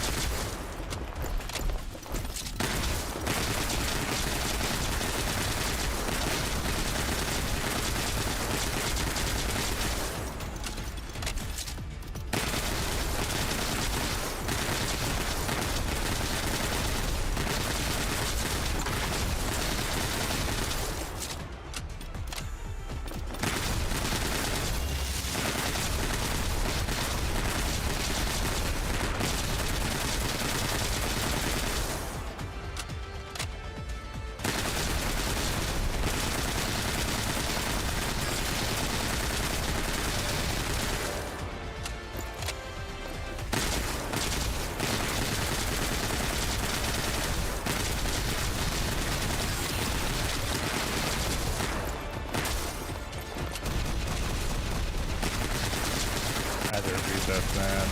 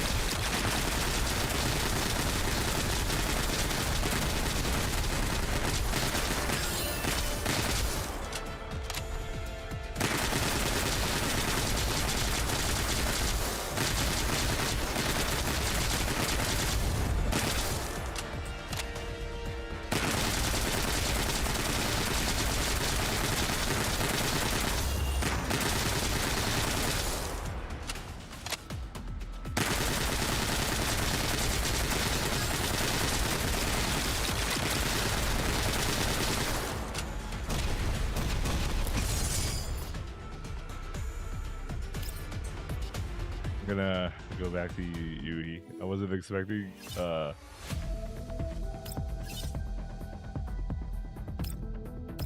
wasn't expecting it to be that bad. That was really bad.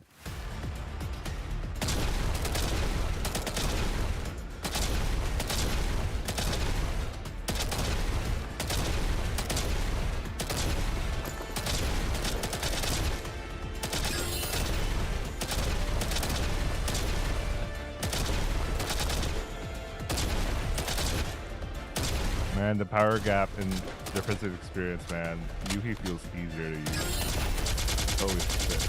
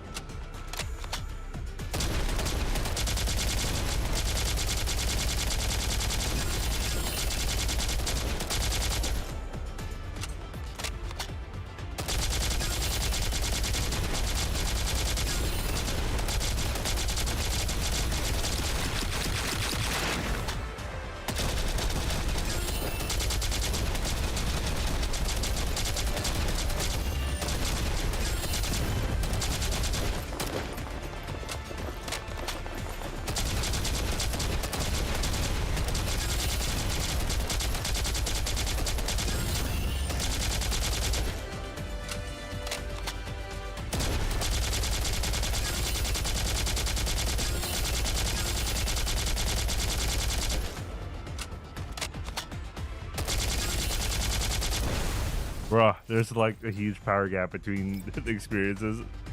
What the hell? Why is Suomi so shit? What the hell? I wasn't expecting that. Holy fuck. Damn. Alright. Monopoly time.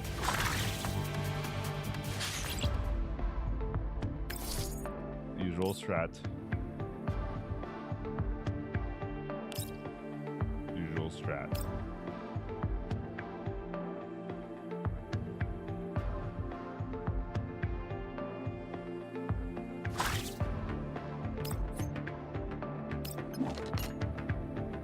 Why is Rebella here already? Like, so early. Like, she isn't announced yet. in global, you know. Well, of course they know that the global players look into what's going on with CN.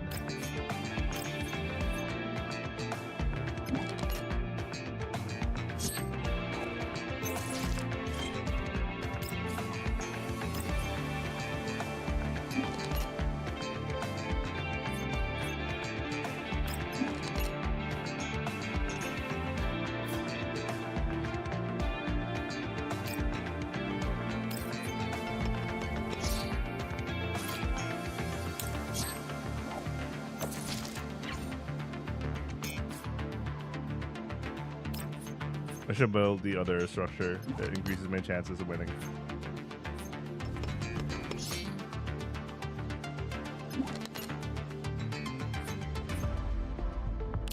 This is where the remote die.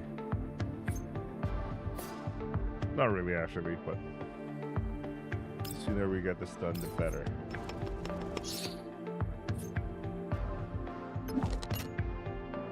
Rebella's in the deep. What the fuck, man?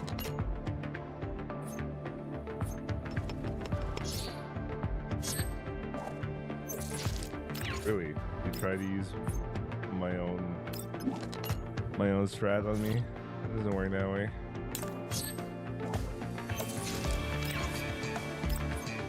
Although you notice how biased it is towards the shaky can. Even if I lose, I still get some gold. They deliberately made this easier. I like that.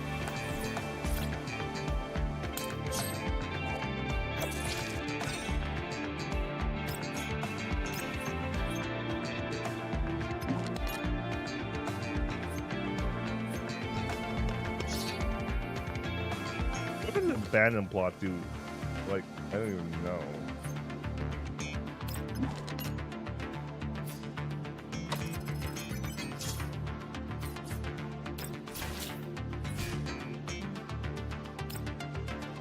Too bad.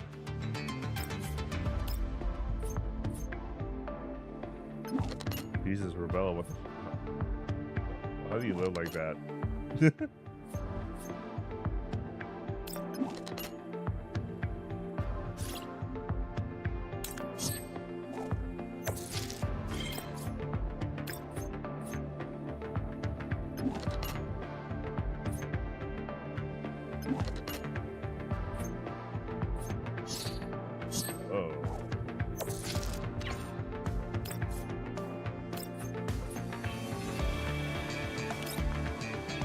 I'll pay back the favor.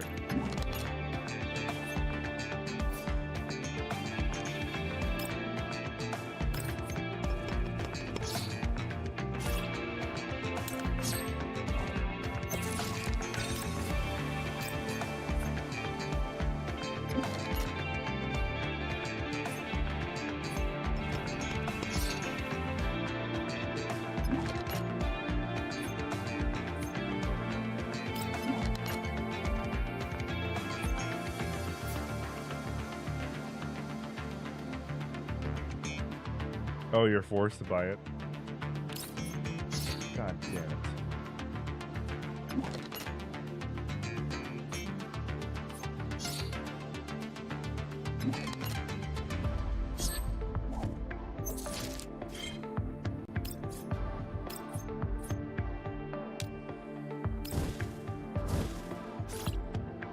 You and me.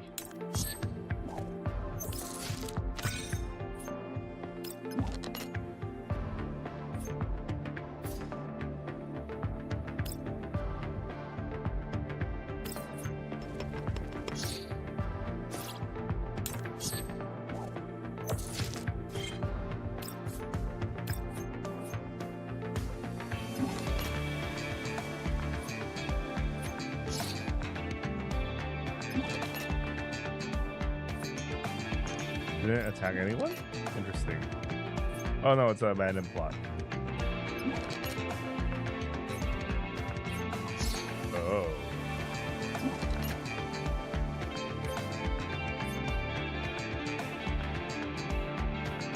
Force my hand.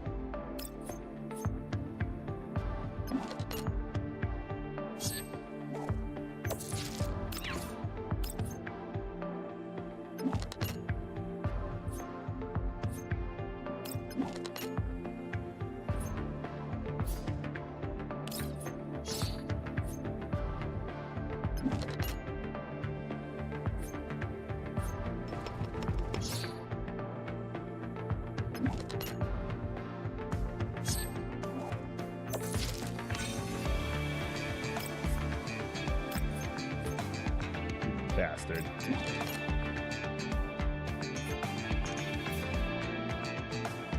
Alright, time to put you back in your place.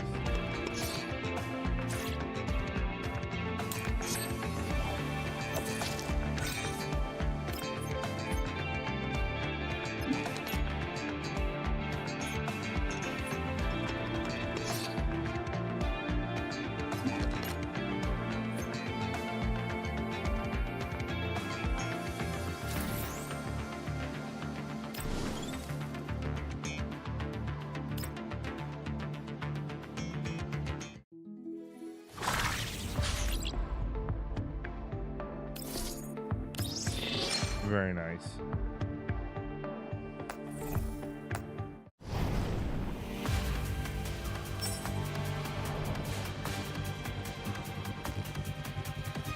Whatever.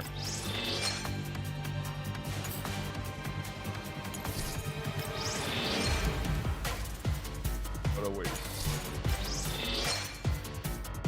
Also another waste. Alright, let's get back to the story.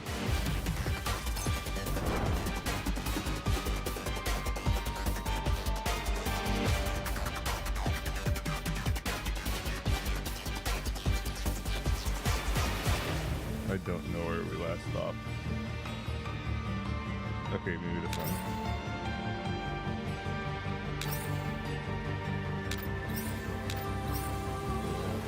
I think it's this one.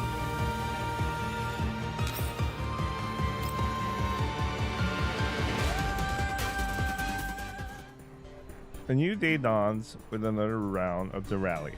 The absence of a few participants from yesterday hasn't shaken the excitement of the rest of the Zeman rally, said the man. こちらで氏名、車両数およびナンバーの登録をお願いします。登録後はスタッフの指示に従い、羅針盤システムのインストールを。おい、どこに目つけてんだ。順番通りにお並びください。As the staff at the registration booth struggles to maintain order, a commotion breaks out in the crowd and the rowdy brokers suddenly make way for someone. The Hirko flaring behind her, Poldenitsa strides forward along the path of the crowd has parted for her. Yo, Poldenitsa! 参加しないんじゃなかったか？まあ、気が変わったのさ。 That doesn't look like she's wearing a coat. She's wearing a full muffler. 何やらいい商売ができそうなんでね。 While answering an acquainted broker's question, Poldenitsa casually tosses a list at the registration booth. うちのチームは全員揃った。調べるのも何か取り付けるのも好きにしな。待て。 Just as Poldenitsa is about to leave, a voice calls out to her. She turns around only to see Yakub in his suit, leisurely strolling toward her. 会えて嬉しいぞ。来ないかと思った。まさか昔なじみの正体を無限にするわけにはいかないだろう。昔なじみか。ライバル同士でも必要とあらば手を取り合う。それが私たち闇ブローカーさ。Despite the smile on her face, Paul Denise's cold gaze stands out like a sharp blade, carrying through everything. Disturbed by such sight, Jakub tidies up his attire and smiles back. 俺を闇ブローカーと認めているのか？別に誰の承認を得る必要もないだろ。商品を売ってそれで稼いでるなら誰でも闇ブローカーだ。人が集まるイベントを開けるようなやつならなおさらね。それもこれもお前があの時後押ししてくれたおかげだ。じゃなければ自分の欲望も求めている答えを見つけることもできなかった。欲望のない人間は前に進めない。だから俺は。Jakub goes no further, merely spreading his arms out dramatically. Paul Davidson looks around, seeing all the hustle and bustle surrounding them. With the rally race about to begin, there are still more people rushing toward the registration booth from afar. Watching the ongoing crowd, Jakub lets out a sigh, a light chuckle, while slowly shaking his head. ここにいる連中も自分の欲望を満たすためにも生死の狭間をさまよいリスクある取引を成立させる。それが闇ブローカーだ。力ある者に選択肢が与えられる。Jakub speaks with such calmness, as if merely discussing a meal he's left unfinished. Paul Denises stares at her impeccably dressed acquaintance. After a moment of silence, she lets out a quiet sigh. そうだとしても、そろそろチームの様子を見に行かないといけないんだな。どうぞご自由に。健闘を祈らせてもらおう。With the standing light, staff members finish installing the combat system on the vehicles of Paul Denises' team. Soon, following the signature gunshot, Paul Denises' fleet sets off with a great fanfare. Meanwhile, the 4 new members scattered aboard jeeps also begin their operation. 私と美容家は周囲の警戒をする。サブリナとメイリンは羅針盤の調査を。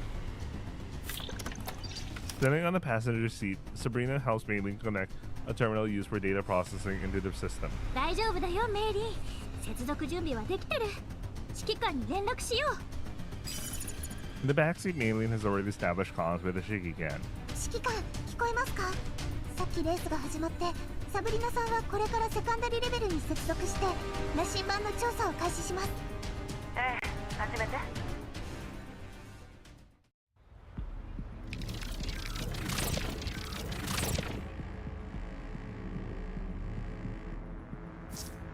Ta-da! Connection successful. Time to start troubleshooting. Yup, let's begin. I like how she troubleshoots with a shotgun.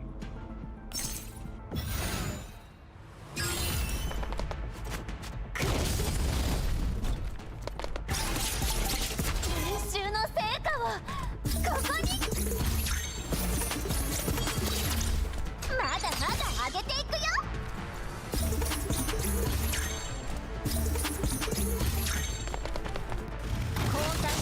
今のうちよ。デザートはいかがですか？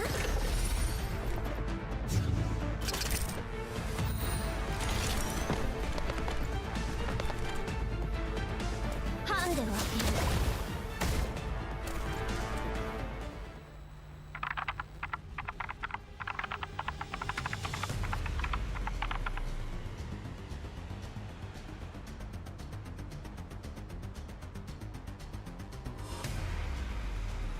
After a round of rapid scans, Sabrina disconnects herself from level 2. The comm line returns only to silence, briefly broken up by Maylin's frantic typing. メリー、サブリナ。すみません。調査の結果、羅針盤は確かに異常です。車両の位置情報が多方面に送信されています。でも相手の方が1枚上手で何度も試したんですが受信者の特定ができなくて。あなたでも無理なの？こんなはずじゃないんです。薬部かバリアーグの味方に凄腕の技術者がいるのかもしれません。とにかく引き続き逆探知しますが時間が。Maylin's voice is abruptly interrupted by an explosion. しっかり捕まっててメイリー。お姉ちゃん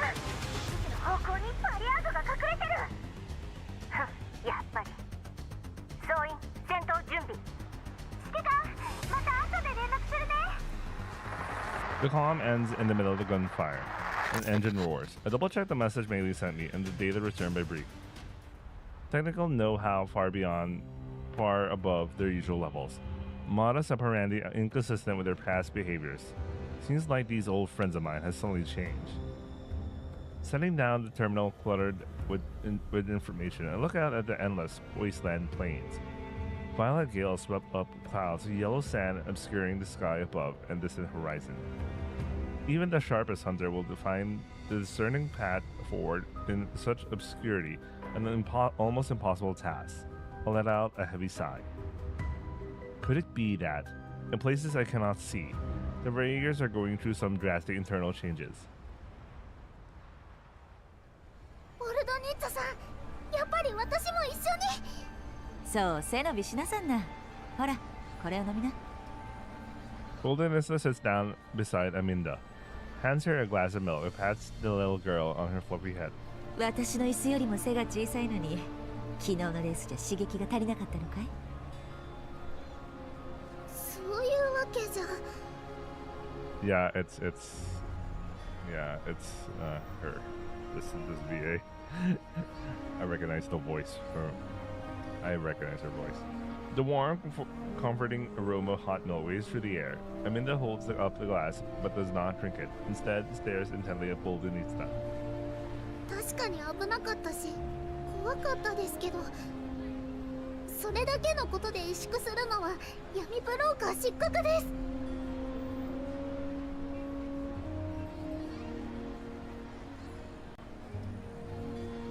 パリャーグを相手にする覚悟がなければ、どのみち汚染エリアでやっていけません。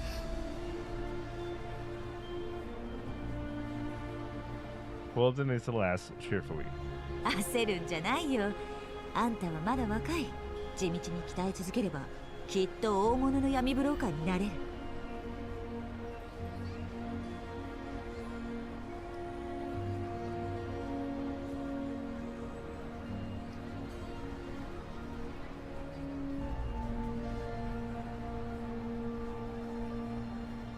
それまでは大人に任せな。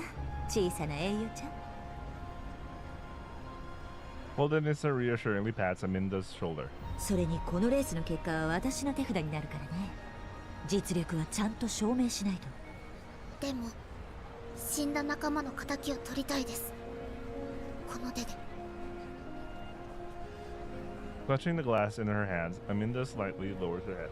出発前に彼女が話してくれたこと忘れられないんです。ホワイトエリアのお金持ちの間で流行ってるものさえ分かれば鉱山に住んでる友達の役に立てるかもって。Aminda's eyes reddens and she sniffles. こんなことになるはずじゃ。あんたはいい子だね、アミンダ。だけど覚えときな。闇ブローカーの世界に正義と平等なんてものはない。そして一線を越えたやつが代償を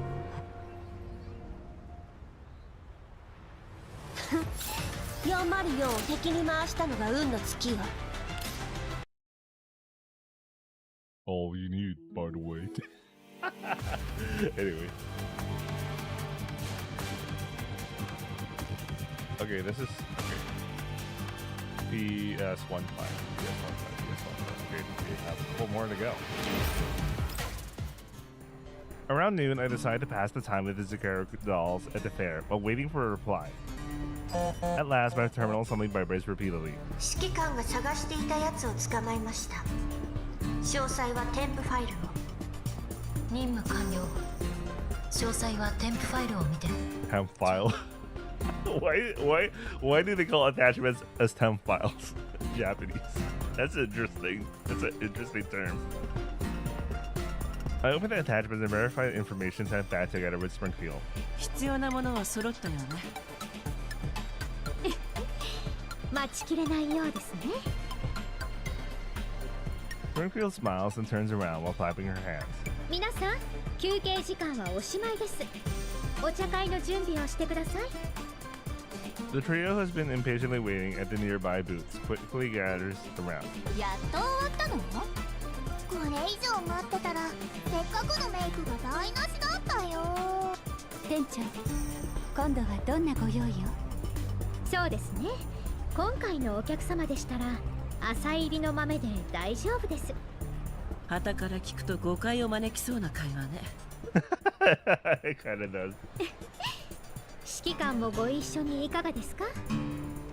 もちろん抜け駆けはさせないからね。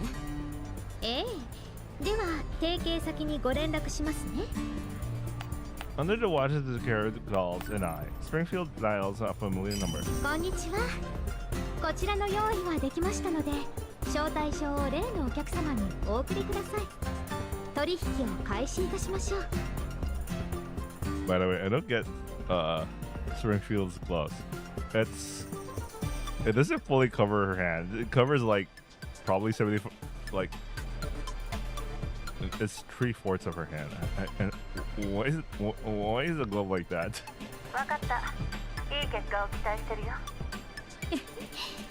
ズッケロが一度でも期待を裏切ったことがありますか、ドラケンさん。Ooh, so the plot thickens some shit or whatever. I'm eating dinner. I'm getting hungry.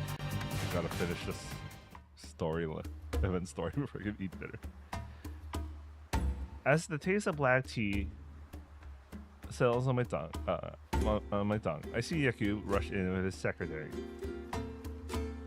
Since we are the only customers in the cafe, Yaku quickly directs his attention towards us, but a look of caution and confusion naturally crawls onto his face as he notices the presence of Poldenitsa. この話の続きはまた今度にしましょう。ああ、済んだら一杯おごっておくれよ。Poldenitsa stands up calmly and leaves in a carefree manner. As she walks past Yaku, I see her stop for a moment, and then Yaku's expression becomes even more gloomy. Yaku curses softly and moves to find another table to sit at. ヤクブさん、ご一緒しませんか？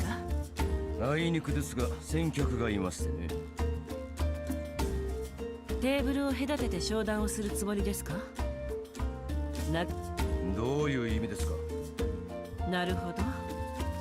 私の情報を教えていないんですね。ドラヘン？あなたがドラフェンさんのクライアント？そんなバカな一回の賞金ハンターがこんな。確かに賞金ハンターには過ぎたビジネスです。しかし依頼人とは何の関係もありません。で、なんならドラヒエンさんに確認してもよろしいんですよ。I show him the comms interface with Draken on my terminal screen. いえ、信じましょう。Yaku quickly adjusts his expression and takes a seat at the opposite end of the table from me in Springfield. 私との商談をご所望でしたら、最初からそうおっしゃっていただければ。Instead of responding to you right away, Springfield smiles and calls Santa Resi over. 今日は長丁場になりそうですね。センターレイシーさん、お飲み物を。At Springfield's behest, Santa Resi neatly clears away the tea set used to host Poldenitsa. Then she brings warm coffee for all three of us. This is warm coffee? Well, it is. I don't know. Hey, whatever. I like Springfield here and the look on our Shiki can. どうぞ。この出張市場イベントの主催者というご身分もありますので、私が間に立つ形にさせていただきました。ホワイトエリアのお客さんの用心深さはヤクブさんもご存知でしょ？もちろんです。先ほどは失礼いたしました。こちらの条件はすでにお知らせした通りです。ご不満があればいくらでも相談に応じましょう。ドラヒエンさんからすでにお聞きしていると思いますが、ポルドニッツァの方からさらにいい条件を提示され。お言葉ですが、ポルドニッツァは代理人といえど、噂ほどの実力者かは甚だ疑問です。ご存知かと思いますが、彼女のチームは今日レースに出場しましてね。ただ、羅針盤による位置情報はすでにロストしました。バリアーグにすら手こずるような闇ブローカーなど信頼できますか？取引が成立しても商品を無事届けられる保証はありません。その時損を被るのはあなたです。彼女のチームが本当にやられたと？当然羅針盤システムに間違いなどはありません。位置情報はあなたも確認されたでしょう。なるほど。依頼人にこの旨をお伝えします。今日お会いしたのは実は別件のためで。ほう、それはどういったもので？ Rather than rushing to respond, I leisurely take a sip of my coffee made from lightly roasted beans, relishing in the refreshing flavor. Yaku, meanwhile, waits patiently and eagerly. It seems that he has fully accepted our identity. スプリングフィールド。はい。すみません。指揮官はお疲れなので恐縮ですが、ここからは私が代わりに。Yaku smiles free, says. わかりました。それでどういった内容で？簡単です。情報を交わせてください。初めてお会いした時、私と一緒にいたペリーという人形をご存知ですか？彼女の行方が知りたいんです。その件なら秘書がお伝えした通り心当たりはありません。話はこれからです。闇市に存在しない商品はなく、あるのは払えない値段だけ。まずはこちらの支払う報酬を提示させてください。いいでしょう。Springfield gently blinks. He only said "Idisho," but there's a whole damn sentence that shows up in the translation. 沈黙。何？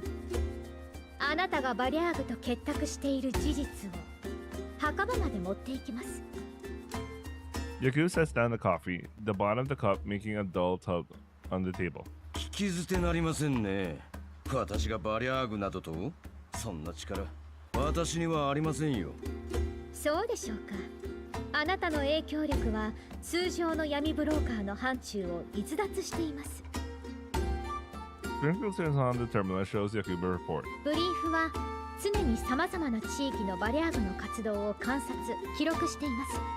記録によれば、この地域のバリャーグの被害は甚大で、賞金ハンターが次々派遣されたものの、一向に改善が認められません。しかし、ある時期を境に、あなたのキャラバンだけ無傷で生き残り、ライバルはことごとく活動を停止しました。そして、あなたがこの一帯最大の闇ブローカーとなりました。活動範囲は拡大する一方、まるでバリャーグよけの魔法でもあるかのように。魔法？すべて実力ですよ。この辺は鉱物資源が豊富です。採掘に来る者は後を絶ちません。バリャーグもバカじゃない。弱い方を狙うのは当然でしょう。ええ。そして採掘に訪れた者たちは一番土地勘のあるあなたから情報を買っていたはずです。それが何だというのです？バリャーグは常に動いてますし、環境情報だって生ものです。なるほど。口を割らせるには報酬が足りなかったようです。Springfield smiles and gently taps the terminal. The screen flickers on before cutting to some footage of the wilderness. Sabrina drags a Vega in front of the camera. やっと一人捕まえたよ。カルドの裏口のネズミよりすばしっこいんだから。The captured Vega struggles to break free from Sabrina's hold. Guklai moves in, deftly yanks on his raging arm until it's dislocated. Damn, no chill. And finally snatches the terminal from his hand. She then shows the terminal to the camera. On the small device, several dots can be seen flickering, the exact coordinates of Foldinista's team. 羅針盤は今も位置情報をバリャーグに送信している。見えますか、指揮官。As she speaks, Guklai aims her gun at the vehicle not far behind. Following a muzzle flash, the screen on the vehicle shatters. The positioning device is destroyed. Simultaneously, one of the dots flickering on the terminal disappears. これで任務完了です。The footage ends. The cafe returns to silence, with Yaku's expression becoming far more sour than before. 羅針盤のインストールは全ての参加者に義務付けられています。バリャーグが位置情報を知っているのは偶然でしょうか。当たり前でしょう。Oh, he's sweating. I like how they add the expressions. So cheap, but like, yeah, whatever. 俺は明らかにバリャーグが羅針盤をハッキングした結果だ。参加者の安全を守るためのシステムをこのような形で利用されて残念でなりません。こうなってはシステムを停止させるほかないでしょう。 Before Springfield could stop him, Yakub calls out to his secretary behind him. 何をほうけている。バリャーグが皆さんを撃ち殺す前にシステムを止めないか。はい。 The secretary hastily takes out his terminal and frantically taps on it. 停止しました。 With the system turned off, a smile of relief appears in Yakub's face. これで参加者の安全は守られました。ご報告感謝いたします。ご安心ください。もう私たちもバリアーグも位置情報を知ることはできません。それは何よりです。ね、指揮官。はい。これで一安心です。お礼にそのペリーという人形の捜索に全面的に協力させていただきましょう。何かあれば遠慮なくお伝えください。Yakub smiles again in a friendly manner, but in response, Springfield simply takes a sip of coffee and sighs helplessly. 商人は何よりも信用が大事だと個人的に思っているのですが。Smiling, Springfield picks up the terminal and presses the play button again. On the screen, evidence of Yakub's meeting with Peri is replayed. It's over for this guy. ペリーが失踪する前の映像です。面識はあるはずなのに一貫して関与を否定されてましたね。Yakub glares at his secretary, who looks just as clueless as he is. Thinking back to prior events, he comes to a conclusion. While he successfully planted a mole in Polinisa's scheme, his own team has also been infiltrated without his knowledge. ポルトニッツァ！あなたの部下はこれよりも多くの情報を提供してくださりましたが、今は商談中です。あまり困らせないよう指揮官に言いつけられています。誠意を見せていただければこちらもある程度は譲歩できますが。これはやられました。可能ならまず誤解の方を解かせてください。あの夜私は確かにペリーさんにお会いした。初日のレースで優秀な成績を収めた彼女を迎え入れようと思ってね。まだまだ報酬にご満足いただけてないようですね。Springfield sets down the terminal and gently spins the cup in her hand. ドラヘンさんへお伝えした倉庫の座標を覚えていますか？このように面談の時間と場所は変更しましたが、事前に様子を見に行かせていただきました。確かに大したラインナップです。市場の闇ブローカーたちが自分たちの奪われたはずの商品が並ばれている光景を見たらAs if hearing the most amusing joke he had ever heard, Yakub leans back in his chair with a sense of relief. 闇ブローカーの扱う商品のバリエーションなどたかが知れる。私が奪った証拠はどこにあるというのです？商品に彼らの名前が書かれてるわけでもあるまいに。言動から察するにあなたはグリーンエリアの人形ですね。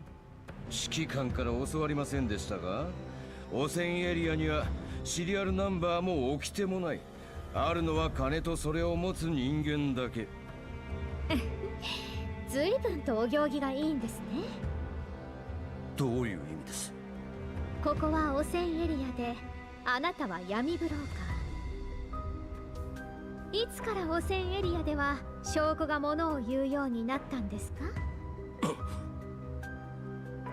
Seeing the sudden realization in her opponent's eyes, Springfield doesn't follow up right away. Like a playful cat with its prey cornered, she now only seeks entertainment. 闇ブローカーの法廷があるなら見てみたいですね、指揮官。当然。世にも奇妙とはこのことよ。Yakub sits across the table, picks up his cup in an annoyed fluster, only to realize his cup has long been emptied. おや飲み干したようですね。センターレイシーさん、継ぎ足してください。お構いなく。Yakub instinctively wants to refuse, but he can't help but swallow the rest of his sentence under Springfield's smiling gaze, and watch as Santaresi approaches with a coffee pot to pour coffee into his cup. Springfield, so badass. Time slows down to an unbearable crawl as the coffee slowly flows. Finally, Santaresi quietly withdraws while a petite doll brings her another pot full of freshly brewed coffee. But I think Yakub isn't in the right headspace to notice that. 確かに私はグリーンエリア出身です。仲間と共にカフェを営んでいました。良好な関係を維持している間は芳醇なコーヒーをご提供しましょう。しかし今は指揮官の戦術人形。コーヒー以外のものもその気になればご提供できます。Springfield's sentence is followed up by a targeting laser deliberately flashing before Yakub's eyes, ultimately landing right on his temple. Yakub looks up in panic, but the sunlight outside temporarily blinds him. After regaining his... For some guy who's wearing sunglasses, by the way. After regaining his vision, he sees the maid with her downcast eyes holding the coffee pot and staring calmly at him. Further away at the bar, the petite doll with exquisite makeup Sharkery draws a heart in the air with the sweets. Jesus Christ. All of this makes him freeze in place. Instead of saying something, I merely pick up my coffee and take a sip. A light roast. Must have tasted incredibly bitter. For our friend Yakub here. The dude who localized the shit was like, I really wanted to write this shit down. Maybe it's the writer, but you know. What a line. Yakub's laughter breaks the silence. お見事です。ここまで来たらもうおとぼけは通用しませんね。ああ、そうさ。俺はバリャーグと手を組んでライバルを排除してもらっていた。それがどうしたというんだ。汚染エリアはそもそも弱肉強食。Why did he choose to do a meltdown? お前たちはポルトニッツァのような金と武器に物を言わせてきた連中が必死に生きてる人間の何がわかる。俺だって正々堂々と生きたかったんだ。死人のものを回収して何が悪い。簡単に人を信じるような間抜けも遅かれ早かれ死ぬんだ。I look at Yakub, who's consumed by rage and frustration, but I have no desire to argue with him. I've seen his kind more times than I can count.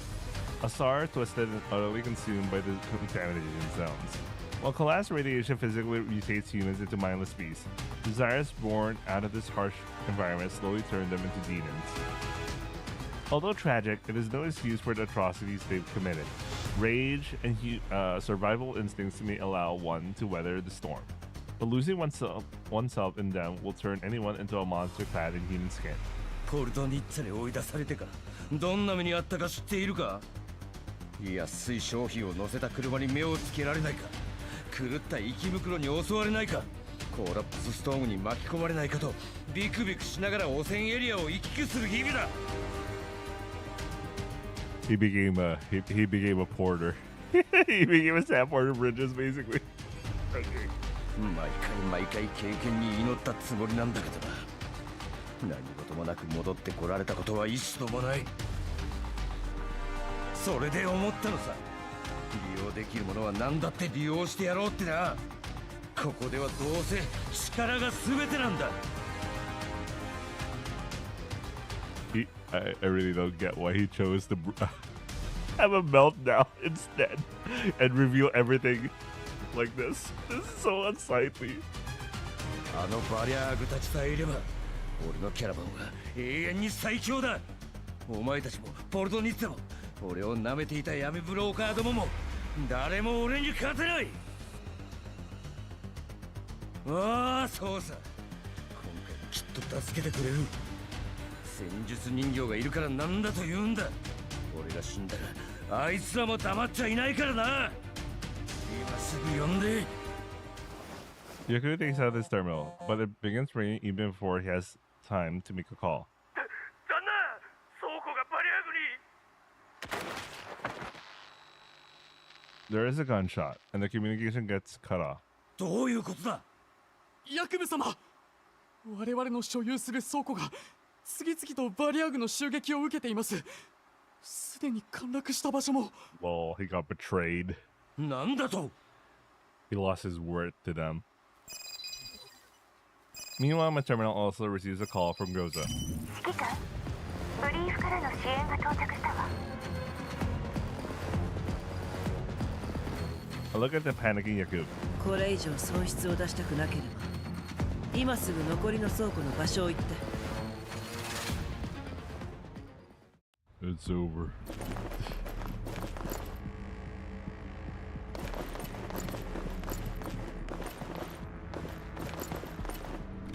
This doesn't look like a warehouse. This looks like the fair. I don't know, man. We've reached the coordinates of the indicated warehouse. Now sharing environmental data. There are many variators here, so please be careful if you can. Understood. You won't be disappointed.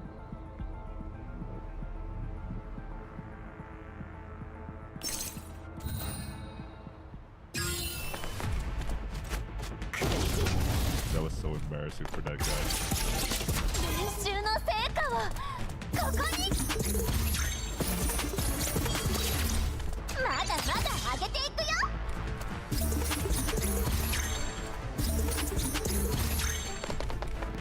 交代そのうちよ。お待たせしました。デザートはいかがですか。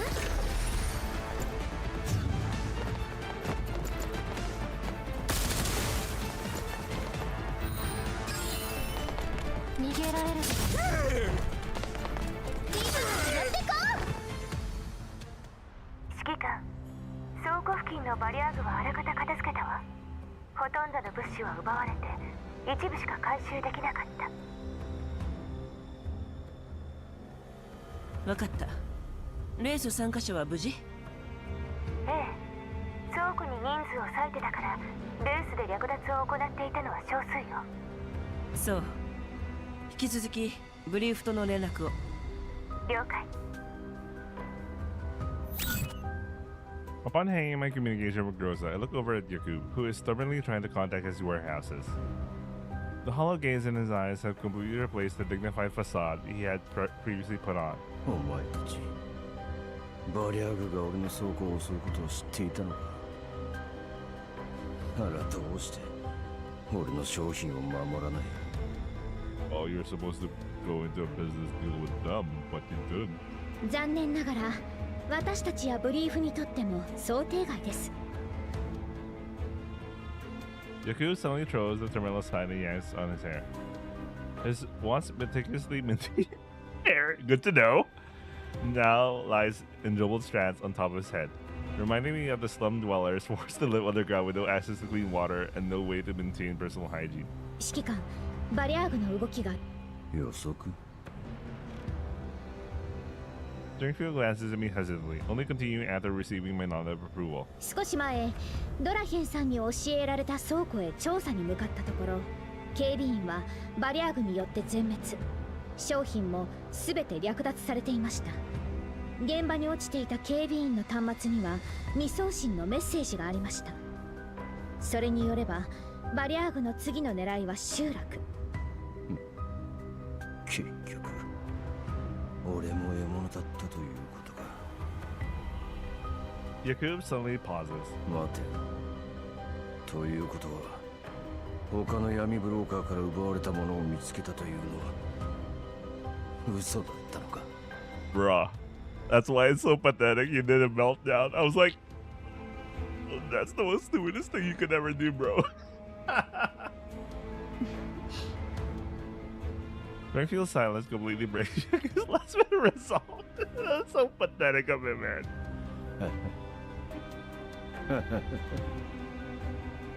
商談で人形に負けたのか。俺の人生一体。 This is what it feels like to be a player of Girls from Line 2. ヤクブさん、商談はまだ終わっていませんよ。私たちの望む商品をご提供いただければ、こちらも報酬をお支払いします。ああ、分かったよ。あの人形の居場所を知っている。 Simple as. In the middle of the night, Yaku emerges from the other side of the secret door and sees Perry waiting for him. 本日のレースお見事でした、ペリーさん。この調子ならすぐに情報に必要なポイントを集められるでしょう。ありがとうございます。それより師匠の手がかりを見つけたというのは。ええ、これは知り合いから聞いた話ですが。なるほど。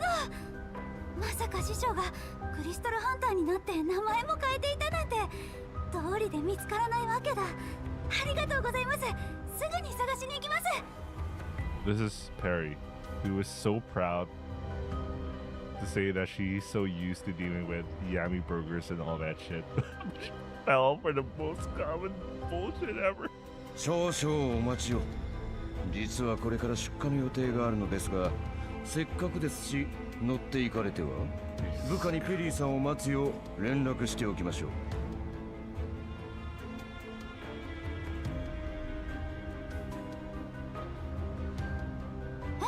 いいんですか？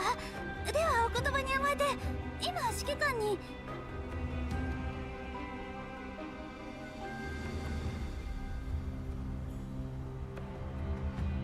実は出荷予定の商品はそのクリスタルハンターたちが必要としている補給で一刻の猶予もありません。ペリーさんは今すぐ向かってください。エルモ号には私の方から連絡を入れましょう。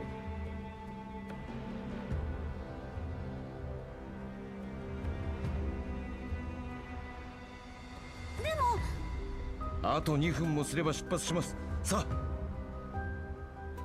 Perry. Jesus Christ, Perry. じゃあお願いします。絶対に見つけないと。師匠を。部下に指示してお前たちの仲間をトンプソンのいるところ、つまりはバリアーグのキャンプ近くに連れて行った。途中で異常に気づかれたが、車にはジャマーをつけていたから問題なかった。ジャマー？手だれているわね。まあな、この辺のバリアーグは機械と戦術人形ばかり漁っていたからな。今さらキャンプに向かったところでもう遅いだろう。どういうこと？奴らは回収した機械は改造して、人形は洗脳して自分たちの戦力にするんだ。バリアーグにそんな技術が？信じるかどうかはお前らの勝手だ。機械ばかり漁っているのも黒幕の差し金だろうな。黒幕？ああ、会ったことはないが、あいつらの真の指導者は他にいる。かなりのやり手だ。普段俺とやりとりしてるのはそいつの下にいるチンピラさ。The real master. If such a person exists inside the Raiders, then it would explain all the abnormalities. Why right now? I have no time to ponder such things. The smile on Perry's face when she reunited with the Alma lingers in my mind. I had to save her. すぐにキャンプの場所を教えて。After obtaining the coordinates and notifying Brief, I quickly set out with the dolls. 404を敵に回したのが運の尽きよ。Shit, I'm so hungry, man. I haven't eaten dinner. But I must finish this. 1, 2, 3. Question and answers around. Wait, no, okay. 1, 2, 3, 4, 5, 6. Okay. A bit more. The same endless darkness sears through the neural cloud with unbearable agony.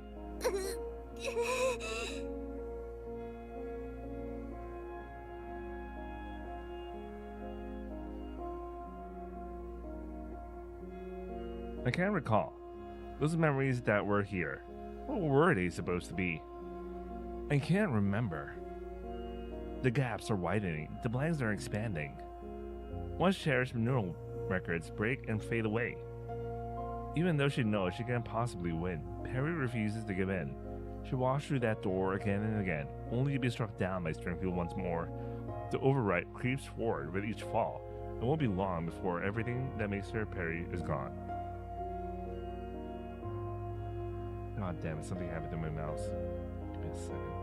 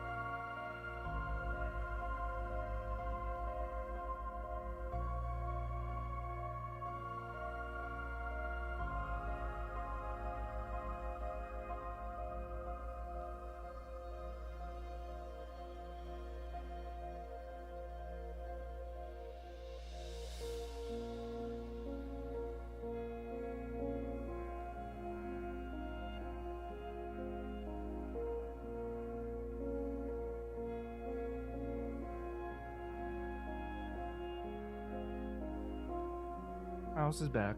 Holy shit. Actually, I'll be right back. I'll take this. I need to take a short break. Really short break.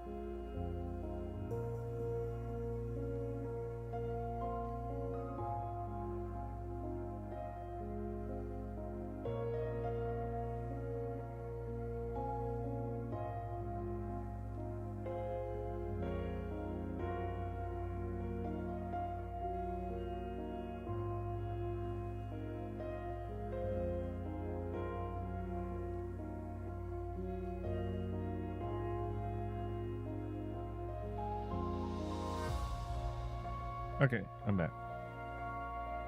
Oh wait, I forgot to do something. Wait, a few seconds.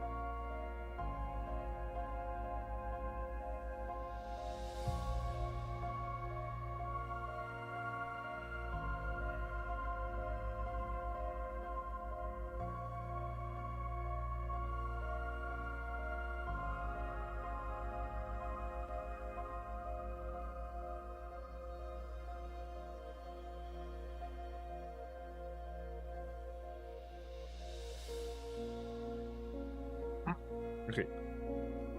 I'm back. I'm back.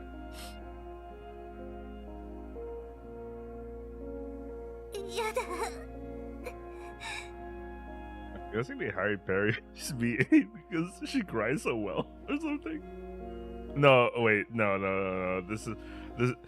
I'm pretty sure her VA has already been even before GFL 2 because there was the anime and Peri was there. Anyway. Kneeling in the darkness, the broken yet constantly melding neural networks tangle around her like a nightmare, one that she can never get a firm grip on. Data 1. Data erase. How many overwrites has it been? Peri has been forcibly subjected to this neural overwrite program ever since she was deceived by Yakub, purging units to repeatedly attack her level 2, overwhelming her. Why is that attacking unit an image of Springfield? Does she secretly hate Springfield or something that she's visualizing the attack program as Springfield? What the hell? With every fall, Peri can distinctly feel the loss of a certain fragment of her memory. It started with the frustration of missing corner pieces, but now the entire puzzle is becoming unrecognizable. There's a brief pause as the program reloads, and purging units won't attack in this brief moment. It's a rare moment of respite, but Peri would rather not be in here in the first place. Surrounded by darkness and solitude enough to drive anyone mad, it's hard to imagine what kind of person can get used to this place. ここに師匠はいなかった。油断した。これなら指揮官様と一緒に動いていた方が良かった。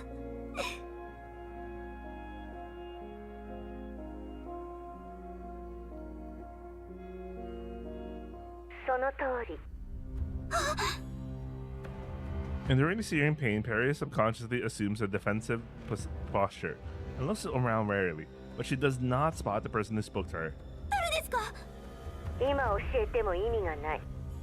上書きが完了したら私のことも忘れる。人形にとっての死は素体の破壊ではなくメンタルの消失なんだから。何が目的ですか? メンタルログを見せてもらった。貿易会社に勤めていたそうね。商談? Oops. 上書きプログラムの穴を見つけた。それを利用すればある程度プログラムを書き換えることができる。プログラムを終了させるにはあなた自身が停止コードを演算しなければならない。私にできるのは安全な演算環境を提供するだけ。あなたは特定プロセスでコードを割り出して。特定プロセス？あなたのメンタルログからあなたにとって馴染みのある環境、出来事、人物を構築した。例えばあなたの仲間の人形たちはそれぞれ特定の演算子に対応している。それらを正しい順番に並べ替えるのが最終的な停止コードを導き出すプロセス。Brute force. That sounds sad. こちらから都度次の演算子を提示するから、あなたがやることはその演算子に対応した人形を大会やレースで勝たせること。脱落の順番もコードの特定に重要なプロセスだけど、その辺も私がアシストする。これを何度か繰り返すことで停止コードがわかる。複雑そうに聞こえるけど、やることは至ってシンプル。あなたはグリフィンの戦術人形としてできることをすればいい。わかりました。ではあなたが求める見返りは何ですか？あなたが安全にここから脱出すること。本当にそれだけですか？他に目的は？ Thank God Perry thought about that. Considering she got trapped by fucking. 疑ってどうするの？上書きプログラムを止めなければあなたは死を迎える。これ以上繰り返させないで。Oh, so this is the person she spoke to earlier. That was like the vulnerable the voice. So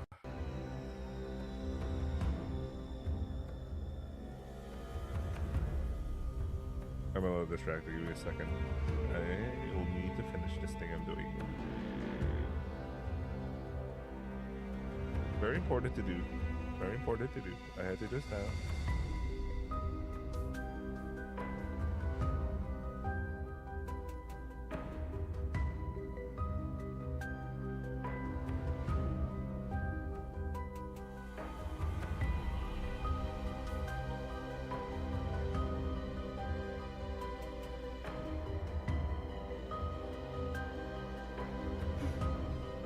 わかりました。その商談乗ります。交渉成立。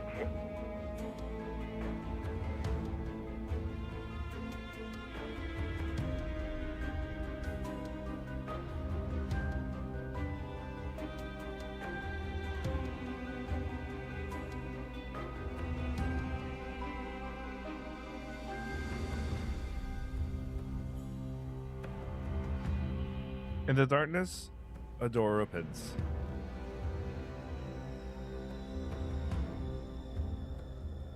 この中に入れば私のよく知る環境とみんなが待っているんですね。ええ、あなたの期待通りというわけにはいかないけど。At this point, Perry can't possibly grasp the meaning behind the voice. It's clear that they have no intention of explaining further. Perry holds onto her gun tightly and steps through the door. Data 2.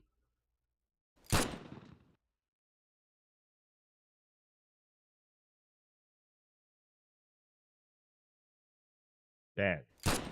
Bang. Bang. Following the last gunshot, the hand that Perry used to wield her weapon begins to tremble and tears well up in her eyes. Oh, I guess that would explain the whole shooting thing, that the whole event that she shot them.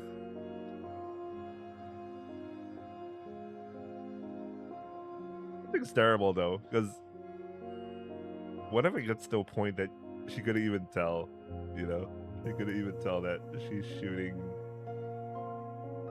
you know, she can't figure out reality anymore. Not, I don't know.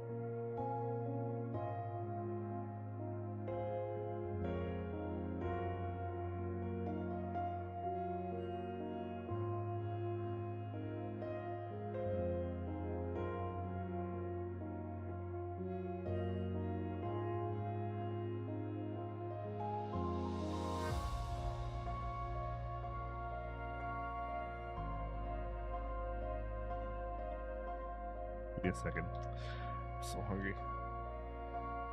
I'm gonna order some food. I need some food, man.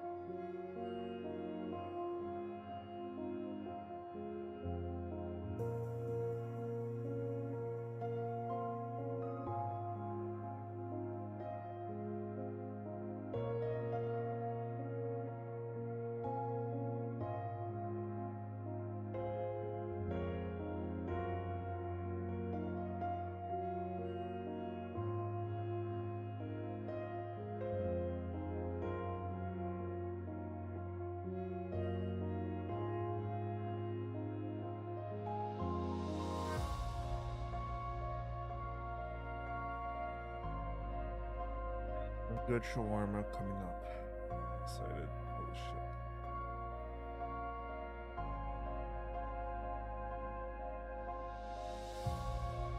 Alright, let's get back to it. Right, finally she collapses, feebly kneeling on the ground. Her surroundings gradually shatter and fading, leaving her alone in the darkness. 本当にやらないといけないんですか？他の選択肢はないんですか？ Oh, by the way, that explains why she was crying when she was like, I needed to win. 上書きプログラムより先に演算結果を抹消しなければ、メンタルログは根本的に抹消される。何度も言わせないで。だって自分の手で大切な仲間をそんなこと。 What if the overwrite program is like it convinces the doll that you know, they must shoot their own companions so they could survive and all, and then one day she unknowingly gets released. She doesn't know she's already back in the real world, and then she just goes to continue and she gets the communication and she thinks that she needs to shoot the the dolls, that the people, her companions again, so she could free, but they're actually the real deal. データの塊でしかない。何？それでもみんな優しかった。現実と一緒で。あなたのメンタルログをもとに再現した存在なんだから当たり前。あなたがそう思うのは、それがあなたにとっての仲間たちだから。じゃあ本物の仲間たちじゃないですか。私は背が小さくて弱いのがコンプレックスだったんです。弱い complex. She doesn't need to say the biggest dolls. She can stop at the strongest dolls and Griffin. She really does have a complex. だから師匠のようなかっこいい一人前の人形になりたかったんです。自分のために一方的にみんなを殺すなんて私にはできません。本物の記憶を守るためなのは理解しています。それでも私の銃はこんなことをするためにあるんじゃ。 The MP5. その愚直さが一回一回のループを困難にしていることがわからないの？すみません。でも私にとっては本物と変わらないんです。でもあなたの助けがあればいずれ停止コードを割り出せます。 You know, Peri is so gullible, honestly. もう暗闇も苦じゃ I あり mean, ません。 she's so kind, but 現実と虚構の at 区 the 別 same も time. ちゃんとつけます。私にできることは限られてる。あまり頼らない方がいい。次の演算が始まる。Data tree. どうしていきなり消えたんですか。おかげでモッピーの挙動も試合もめちゃくちゃになって。サブリナが今回の演算師だった。彼女が脱落した時点で演算を続ける意味はない。でも私たちにはおままごとをしてる時間がないんだよ。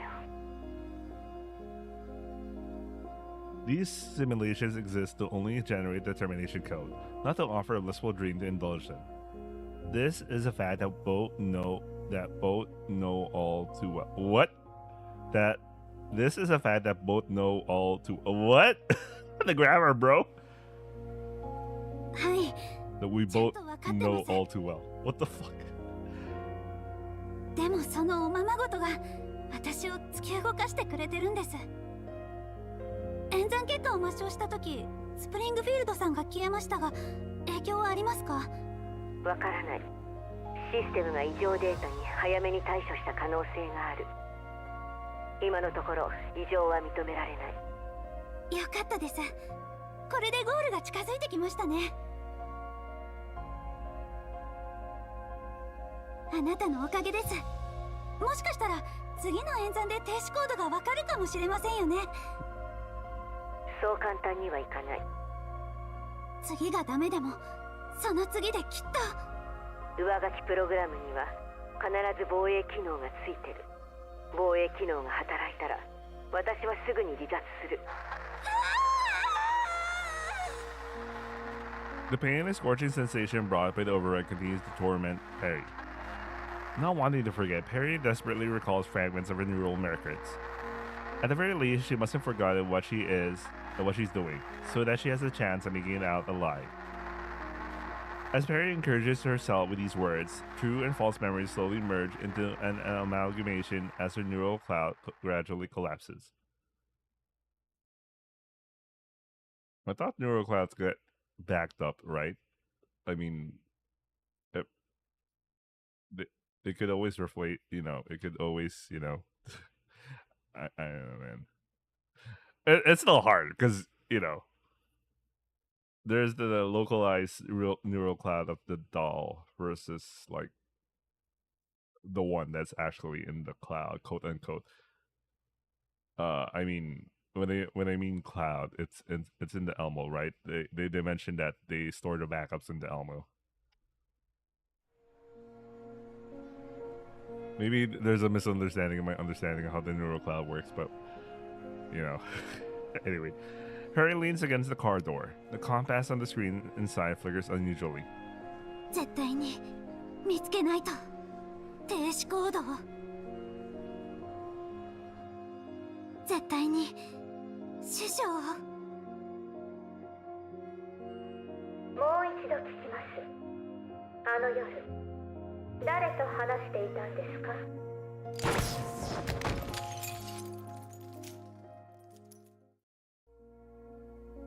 私は一体誰と話して。私はどこに。Here we go. 何が本当なの。 This is the thing I've been waiting. She gets so used to shooting down her companions that once she gets out of this, as she sees her companions, she might attack them. Because she can't figure out if it's real or not anymore. She's already a jumbled mess. Her mind has been shattered and stitched together again and again. Broken, redundant, disordered, chaotic, and viscid. Some guy flexing their grammar right now. Peri is in complete disarray. 隠れても無駄です。諦めてください。Bruh. Bruh.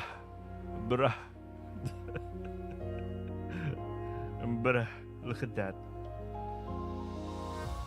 ここにいる限り私には勝てません。あなたを助けていた不具合はすでに修正済みですから。私だけじゃ何もできない。ずっとこうだ。私はやっぱり弱い。どう？新しい装備には慣れた？似合ってる。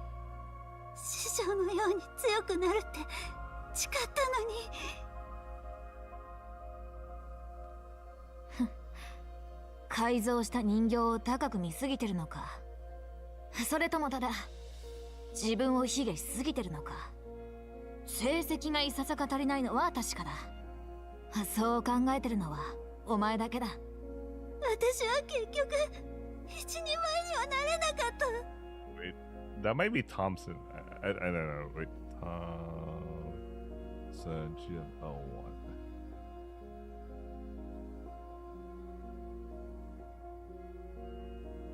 Her VAs reset the meta. Oh, that's a VA reset the meta. It was her birthday just the other day. Oh man. ペリーって変わったよね。昔と全然違う This is Sabrina. な。なんというか、小さいけどすごい頼もしいというか。弱いままで自分の記憶すら守れない。それはないよ。だってみんな戦術人形なんだよ。焦る必要はないわ。Why couldn't Peri pick up like a larger frame? You know, like what Leva did. She picked up a different frame to have a longer hair. ペリー、勝ったらまた会おうね。Oh wait, we're not yet there. We're not yet there in global. So the idea of that is not yet there. Anyway. 大丈夫。どんな結果になっても私はここで待ってるから。At last, the distraught Peri raises her head.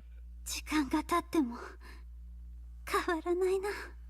一人前になろうと思っても人に頼ってばかり。心のどこかでずっと助けてもらえると思ってた。助けがなければ怯えて一歩も前に進めない。自分の身は自分にしか守れないんだから。 Peri wipes away her tears.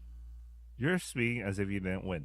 スプリングフィールドさんには一度も勝てたことはありませんが。もう大丈夫です、指揮官様。メンタルに欠損があっても現実と虚構の違いが分からなくなっても。 Oh man, famous last words. Holy shit, man. 停止コードも師匠もそれが強い人形になるということなんだから。過去がどうであれこれからの現実はちゃんとつかむ。 At last, Peri stands up, weapon firmly in hand. 今までの全てを私の力に待っててください皆さん。 As the new override process finishes loading, a glowing doorway appears in front of her, just like she has done countless times before. Peri walks through it once more. However, she is certain that this will be the last. Ooh. I like that.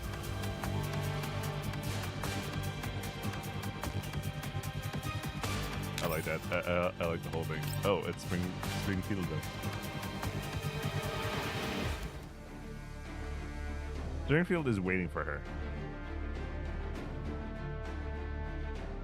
After the voice disappeared, no matter how many cycles she has gone through, Springfield is always waiting for her the very moment she initiates a new simulation.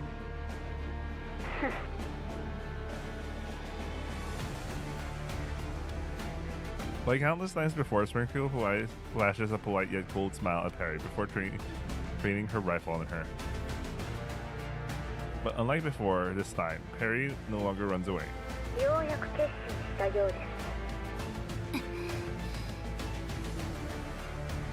抵抗を続けても時間の無駄です。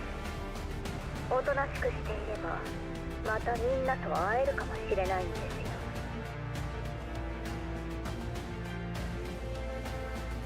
Peri raises her weapon and points it at Springfield. まだ続けますか。ここにいる限り私には勝てないというのに。あなたのメンタルの中ではスプリングフィールドは強大な存在。彼女へ抱くイフの念がそのまま私への恐怖に変わり、私を強くする。 Give me a second. I just like the CG. 何度試しても同じです。 Rather than panic or trembling, all Springfield sees is the muzzle of Peri's weapon. そうですね。スプリングフィールドさんはすごい人です。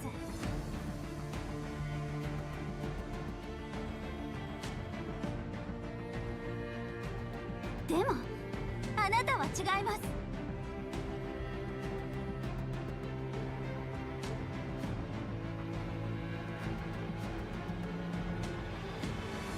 本物のスプリングフィールドさんは温かくて優しくて、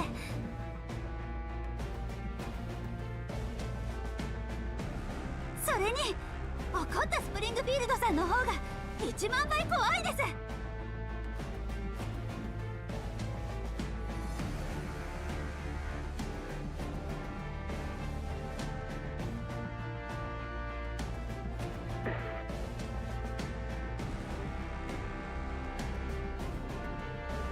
計算していませんでしたか？私は計643回の演算を行いました。スプリングフィールドさんに負けたのは151回、勝ったのは412回、そのうち126回はあなたに破壊されましたが。えわかりませんか？私には勝算があるんです。なのに他人に頼りきりで思い込みで負けを認めてきた。こんなことみんなに知られたら笑われちゃいます。うるさ。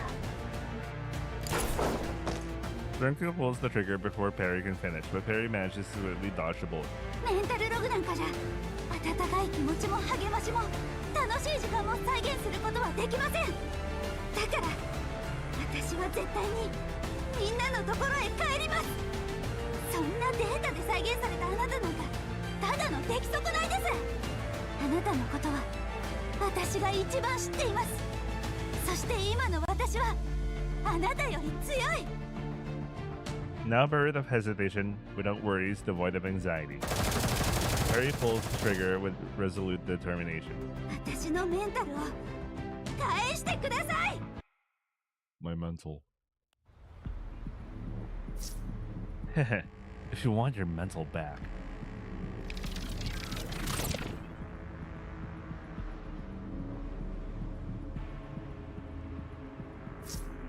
Come and take it.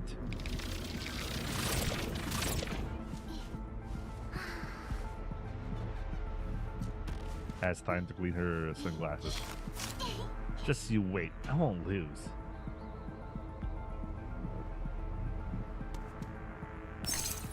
I think I like her CG face better than her drawing face. I don't know why. There's a much more sharper features. Bang.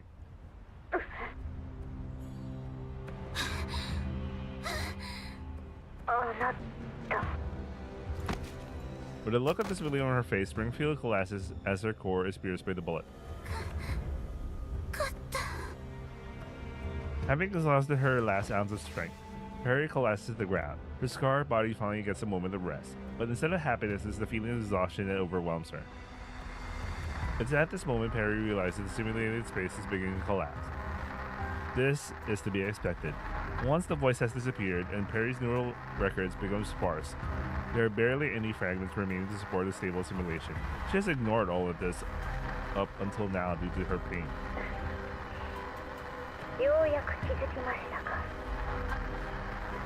Springfield sneers mockingly upon noticing Peri's expression. 演算空間はすでに存続不可能。けれど私は時間さえあれば元となった記憶が違ってもこの姿じゃなくても上書きプログラムの続行は私の使命。何度でも繰り返します。あなたに勝ち目はありません。 As Springfield gradually dissipates, her body reverts to the basic character strengths. なら何度でもあなたを倒してみせます。今回もこの先も。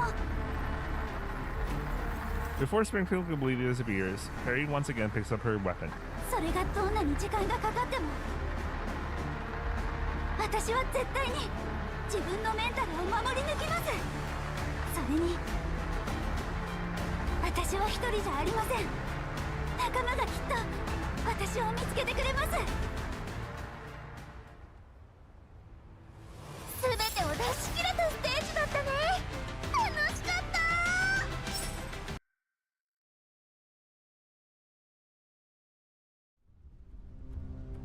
指揮官、この先がバリアーグのキャンプです。偵察ドローンを出しましたが、今のところ攻撃を受けていません。With the vehicle parked in a secluded spot, I lead the dolls and observe the camp from a long distance away. 外は誰もいないね。本当にバリアーグがいるのかな。物資も乗り物もないし、もぬけの殻って感じだよね。おじけづいて逃げたんじゃない？いや、これはおもてなしの用意ができているようですね。どうすれば。ペリーの居場所がわからない以上、入ってみるしかない。グローザ、ブリーフの部隊と500メートル離れた位置でキャンプを包囲して。了解。そっちも気をつけて。大丈夫。他は私の合図まで突入準備。Just like old times. A short while later, Springfield, who's in charge of the entry team, sends a message. 指揮官、キャンプ内には少数の機械があるだけで誰もいません。建物をしらみつぶしに探して。はい。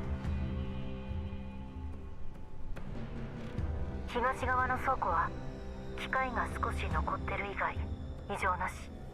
西側も同様です。ペリーはいませんでした。北も同じ。狙撃の準備も済んだわ。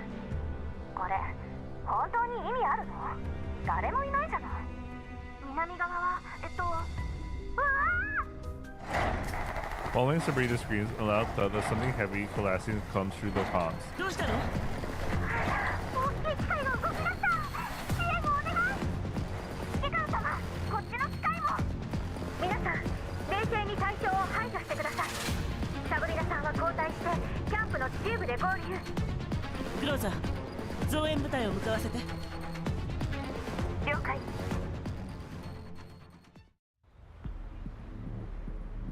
Oh, it's this asshole in Fun Smoke. Fuck this guy. A lot of people ended up autoing this season, huh? Actually, I think the next 2 seasons is this guy, so good luck to you guys.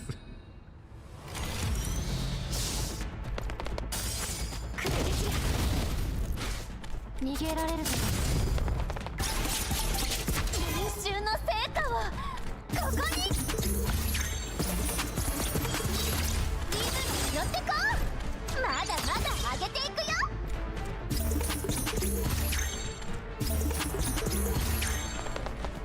交代するのが今のうちよ。目標沈黙。指揮官、バリアーグの機械は全て無力化されました。そう。ペリーはまだ捜索中です。先ほど大型機械をサブリナさんに確認していただきましたが、大幅に改造されていて見た目はいい加減ですが、使われている技術は間違いなくグリーンエリアのものです。 Wait, why is it safety zone origin? But she literally says the word. You can tell that's totally different localized translator teams that are, you know. 偽装目的ということ。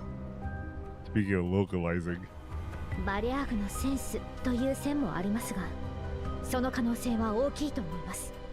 ご存知の通り、汚染エリアに司法の手は及びません。わかった。いた。指揮官、ペリーがここに。Okay, maybe the usage of safety zones is correct, but it's like I'm used to seeing green and white. But okay, that's the more encompassing umbrella term. So that is correct. Man, can't wait to see Denture again.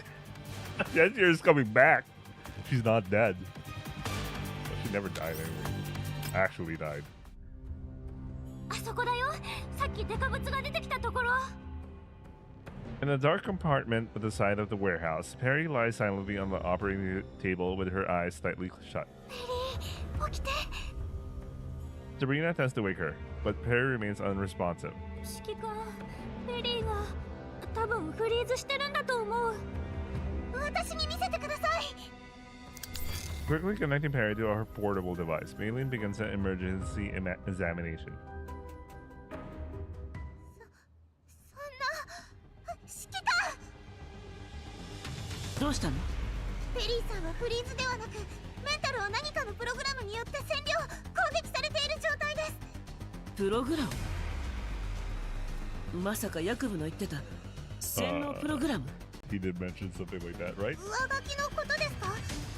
はい、今まさに実行されています。止められる？試してみないと。上書きプロセスはそんなに早くないので可能性はあります。ええ。 Maylin nods and quickly gets to work. Her fingers fly across the keyboard. Countless windows pop up and close, beads of sweat slowly dripping down her forehead. これでもそんな。 The dolls gather around while the brief support units search through the camp, but Maylin is completely unbothered by all this. あれ、これは停止コード。ありました。指揮官。 Maylin suddenly looks up, grabs onto my arm, and shakes it excitedly. ゆっくり。落ち着いて聞いてください。ペリーさんは確かにメンタルを占領されています。でもペリーさんはどうやら自力で停止コードを演算しているようです。私たちが来る前に何度もペリーさんはずっと諦めずに耐えていたんです。私だけではどうにもなりませんでしたが、力を合わせればこの状況を打開できるかもしれません。 Okay, I understand what the simulation code is for. 私たちはどうすればいいんですか？ I mean, it's a representation of something to create the termination codes, blah blah blah. But like in my brain, it's like another way of thinking about it. It's a way to stop the overriding program. セカンダリレベルに接続してペリーさんの演算を支援してください。上書きプロセスよりも早く演算状況を画面に表示させるので指揮官も協力お願いします。ええ。 Ooh, mandatory. さて、停止コードを特定しないと。 Oh no. 演算によって発生した情報とログがごちゃ混ぜになってメンタルが非常に混乱している。メイリンが言った通りなら停止コードはこの中に隠されているはず。メイリンたちが演算支援を行い、私が現実と虚構のデータを仕分ければいいわね。よし、ペリーを連れ戻しに行こう。 Oh no, my kinetic visual novel is no longer kinetic. Why did Harry shoot at us?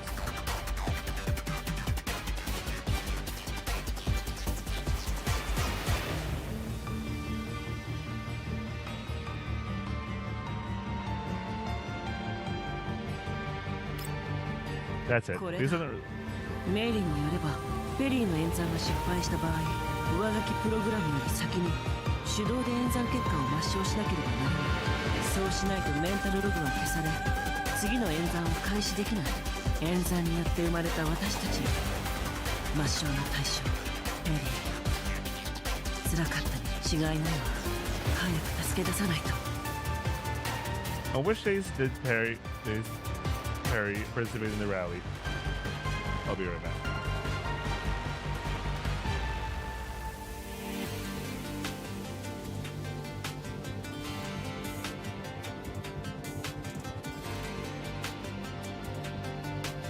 Okay, my food has arrived, but let me finish this.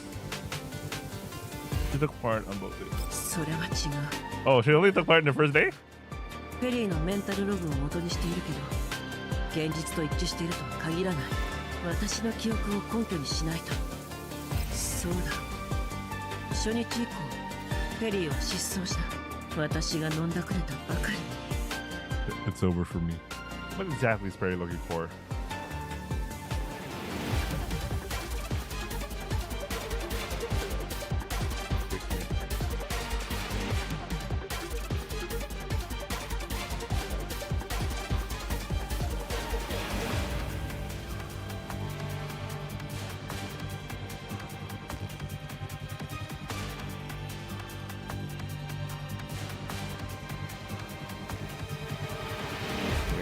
それだ。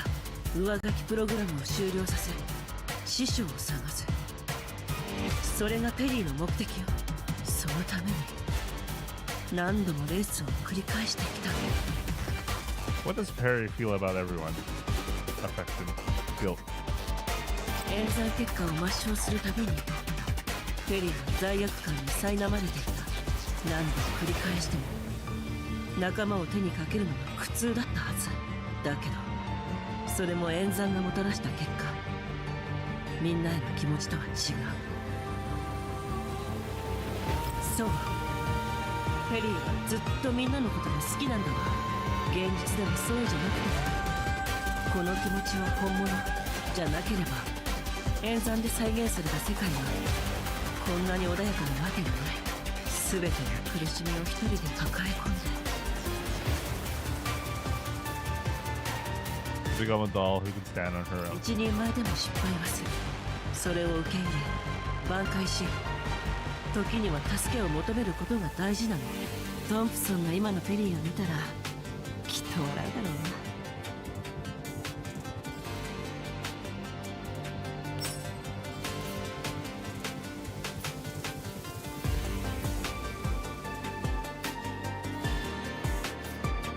これです。停止コードを特定できました。でもこれどういう意味でしょう。プログラムの名前とか。 Lustratio. 早くプログラムを停止させましょう。I don't understand this language. Is it some sort of French? But no. Tio is more like an Italian word, but I don't know Italian. 今行くからね、ペリー。 Oh no, my formerly kinetic visual novel is now interactive. With the combined efforts of all dolls, the termination code is quickly generated. On the pitch black screen, the slowly progressing program flickers away a few times before finally coming to a stop. Override aborted. やったー、停止しました。指揮官、ペリーさんを起こしてください。 I nod and hit the key to reactivate Peri. Seconds flow by. 反応がないじゃない。まさかこのまま。ペリーちゃん、ペリー、起きて。ペリーさん。 With all the voices calling out to her, Peri finally opens her eyes. ペリー。 Springfield and I help Peri slowly sit up. Peri stares at me blankly, as if woken up from a dream. 指揮官。おはようペリー。みんな心配してたわよ。みんな。私。全部終わった。もう大丈夫よ。 Peri looks around in confusion. Macchiato stands slightly further away with her arms crossed. Sharkry is bending down and smiling at her. Sabrina and Maylene stand at either side, both with tears in their eyes. Springfield sits beside her and gently places a comforting hand on her shoulder. Meanwhile, I reach out to her softly, to pat the top of her head as I stand in front of her. They're forgetting a couple of words.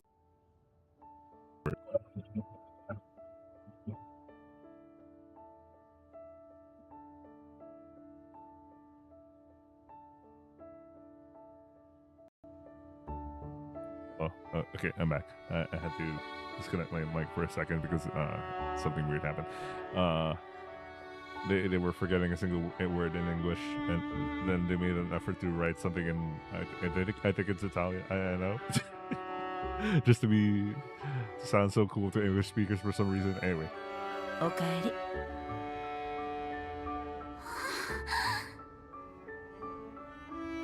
Peri's eyes gradually regain their luster. Then large drops of tears begin to well up in her eyes. She takes my hand and gently squeezes my palm. It takes a while before she finally looks up at me. Tears have already moistened her cheeks, and she puts on a smile and throws herself in my arms.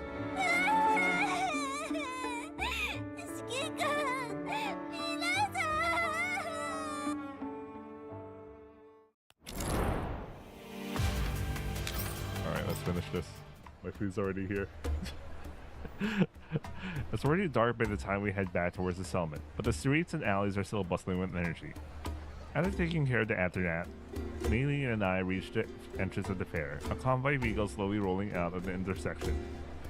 Poldenista is at the head, directing workers in the loading and unloading of cargo, and Springfield is at her side. Seeing us approach, Poldenista raises her head and greets us. スプリングフィールドから聞いたよ。消えたお仲間が見つかったってね。みんなのおかげでなんとか。そっちもうまくいったよね。スプリングフィールドが翼を授けてくれたおかげさ。ポルドニッタさんは何を言っているんですか？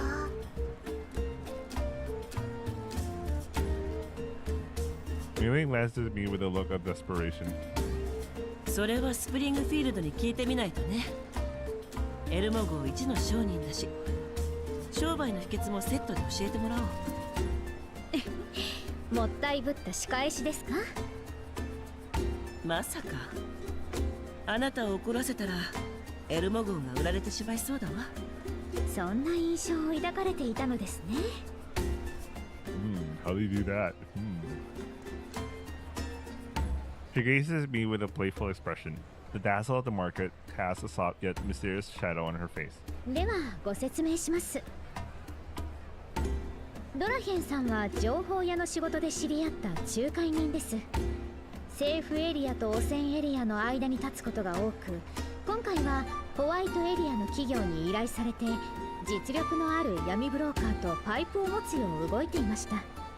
ポルドニッツァさんは本来最有力候補だったはずですが、ヤクブさんがどこからか情報を聞きつけ、先方により低い報酬を提示したのです。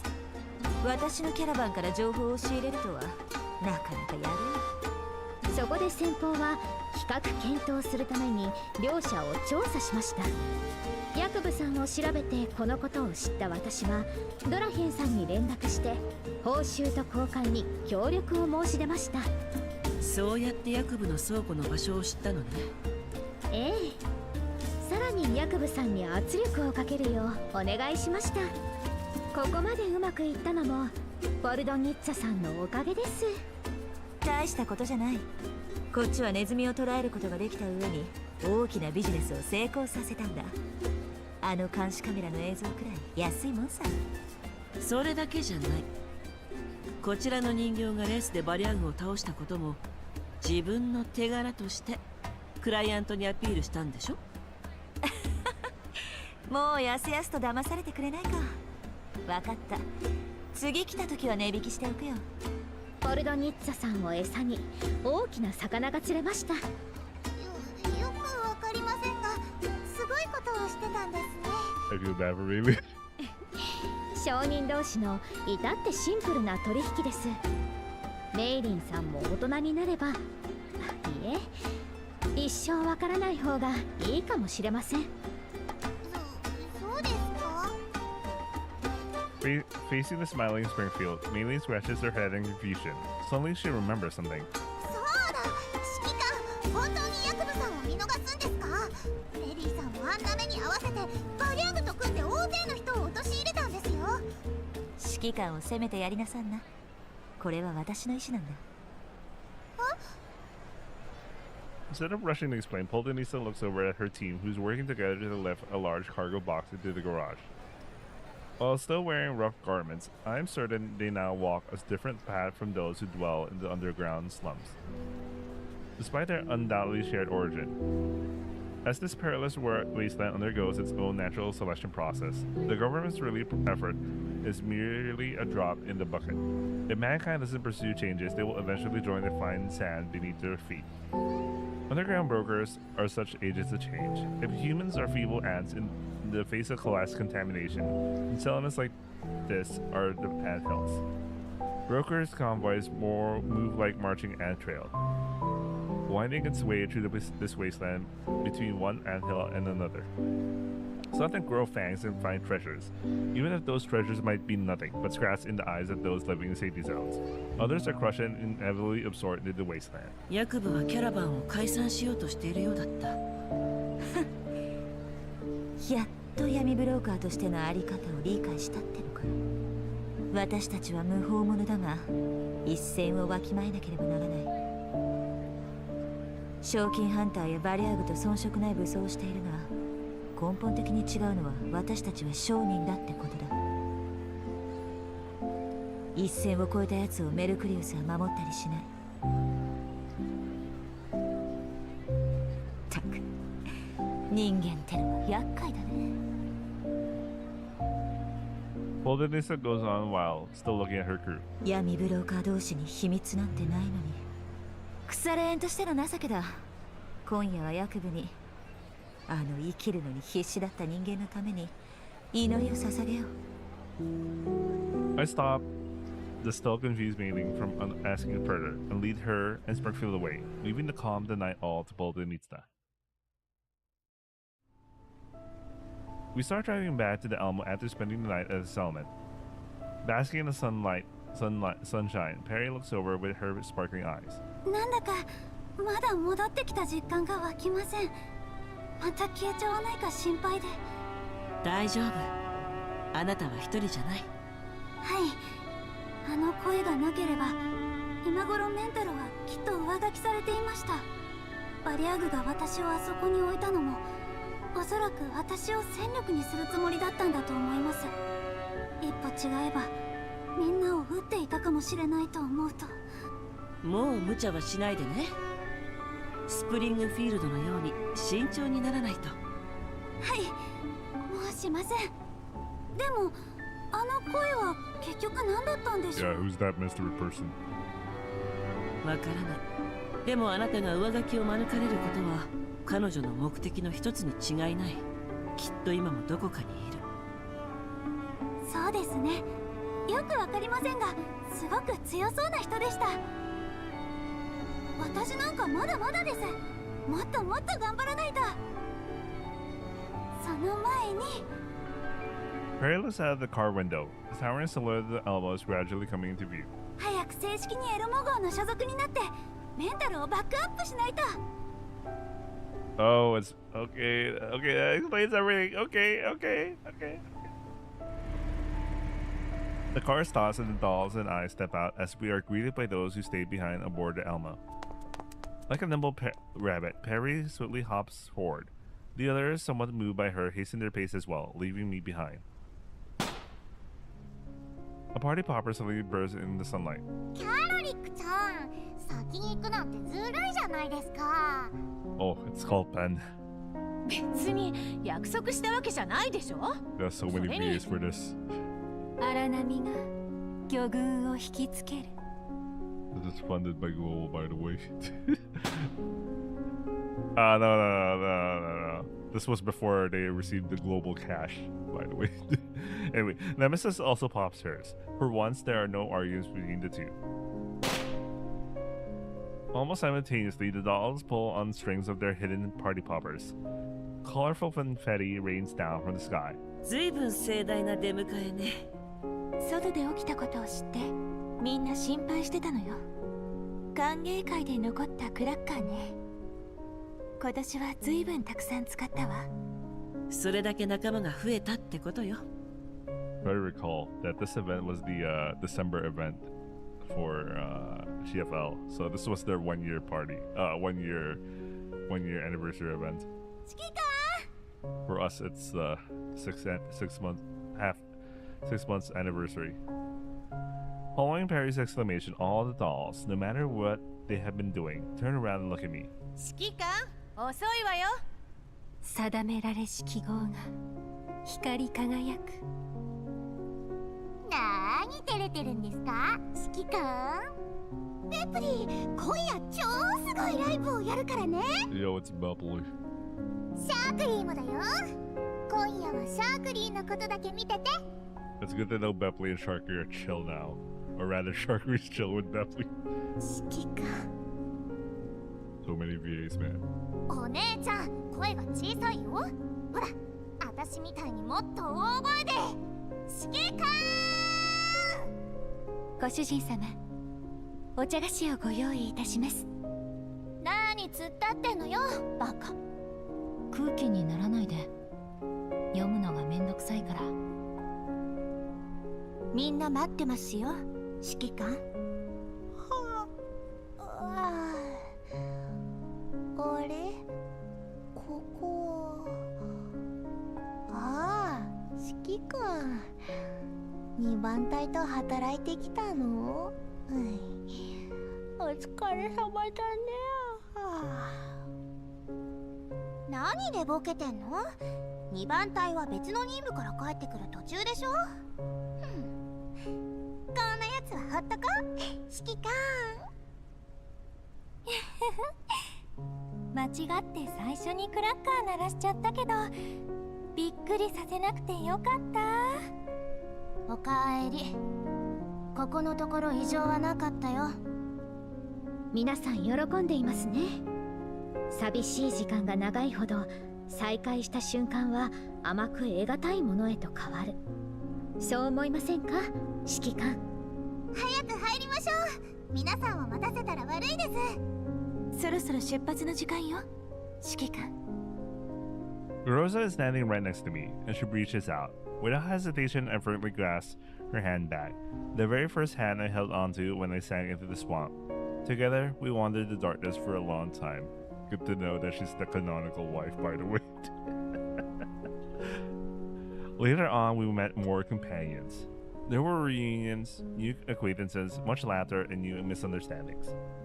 I would also be paralyzed and dumbstruck when faced with overwhelming odds, but I always knew that many were willing to stand by my side. Perhaps I have yet to find a correct and reasonable answer, but as long as the hope remains, the Elmo will not stop. Let this stand as remembrance of the time spent in exile and the journey that will follow. エルモ号、出航する。Ooh, will this be the mystery voice? In the darkness, a conversation takes place. あの賞金ハンターを仕留め損ねた。まさか上書きが終了していなかったとはな。これなら最初から連れ去った方が貴重な戦力を手に入れることできたってのに。まあ役部の資産はあらかた回収できたけどな。勝ってやった甲斐があったぜ。ブリーフの情報がなければ大損だった。だが役部もあの賞金ハンターも生きている。しばらくは同じ手を使えないな。新しいカモを飼うのも無理だ。ボス、これからどうする？ The haunted voice falls silent. A pale pair of hands remove themselves from their ears. 部下にすべての活動を中止させ、待機を命じよ。These assholes. Paradeus. そなたに至ってはサンクチュアリに召喚されるであろう。そなたが報告していたフリーズが頻発する問題もサンクチュアリは徹底的に調査する。おう。Untoward Elmo mainly once again conducts a thorough neural examination of Peri. これでよし。メンタルバックアップ完了です。ペリーさん、ありがとうございます。バックアップも取らずに今回のことが起きてどうなるかと思いましたけど、これでデータをなくしても怖くありません。メリー、ペリーのメンタルに異常は？上書きの影響か。確かに一定の損傷は認められますが、重要なデータはどれも無事なので特に大きな問題ありません。だから安心してください。歓迎会の準備もできましたし。歓迎会？私のですか？もちろんです。新しくエルモ号の一員になった方の歓迎会を開くのが通例です。スオミさんの時は。 Oh yeah, Suomi. Oh yeah, she left. スオミさんもいるんですか？いないようですけど。ちょっと訳あって今は。カリンから面倒な依頼が来てね。プロトコルが緩くなった今、ヘレナを無事目的地まで送り届ければスオミの方に顔を出すこともできるはずよ。あの人形コミュニティのことは私も気になる。本当ですか？よかった。スオミさんに会いたいですし、あそこの農業機械にも興味があるんです。In the Oz room, several dolls are excitedly discussing the future. No one notices that Elmo's screen flickers unusually, followed by a few short lines of code flashing by the console. Injection complete. Target subject safe extraction detected. A certain voice has waited patiently in the dark finally relaxes. やっと終わった。あの子を助けた甲斐があった。デウスの目を盗んで情報を送る機会を得られたんだから、あとは待つだけ。もう少しだ。星の風が知らせを運ぶ。 Oops. Oops. Who? Who was that? Oh yeah, I know that's the voice who's been talking to Perry, but like, who exactly is that? Well, I guess it'll be a mystery. And that is, I don't know how to pronounce this, Mini Sprints Loop. Yeah, that's GFL's current event story. We'll have the next one at near month end when I don't know how to pronounce her name. Kinghua? I don't know how to pronounce her names. Banner shows up, and obviously there will be a story attached to it, and I'll be reading. Anyway, I hope you guys enjoy watching, and I'll see you guys on the next stream. Tomorrow I'm doing a special feature upload. I'm reading Subekibi because not tomorrow, right now. I mean today, because it's 12. It's July 12. It's the day when Zachary jumped off the building. Anyway, I hope you guys enjoy watching, and I'll see you guys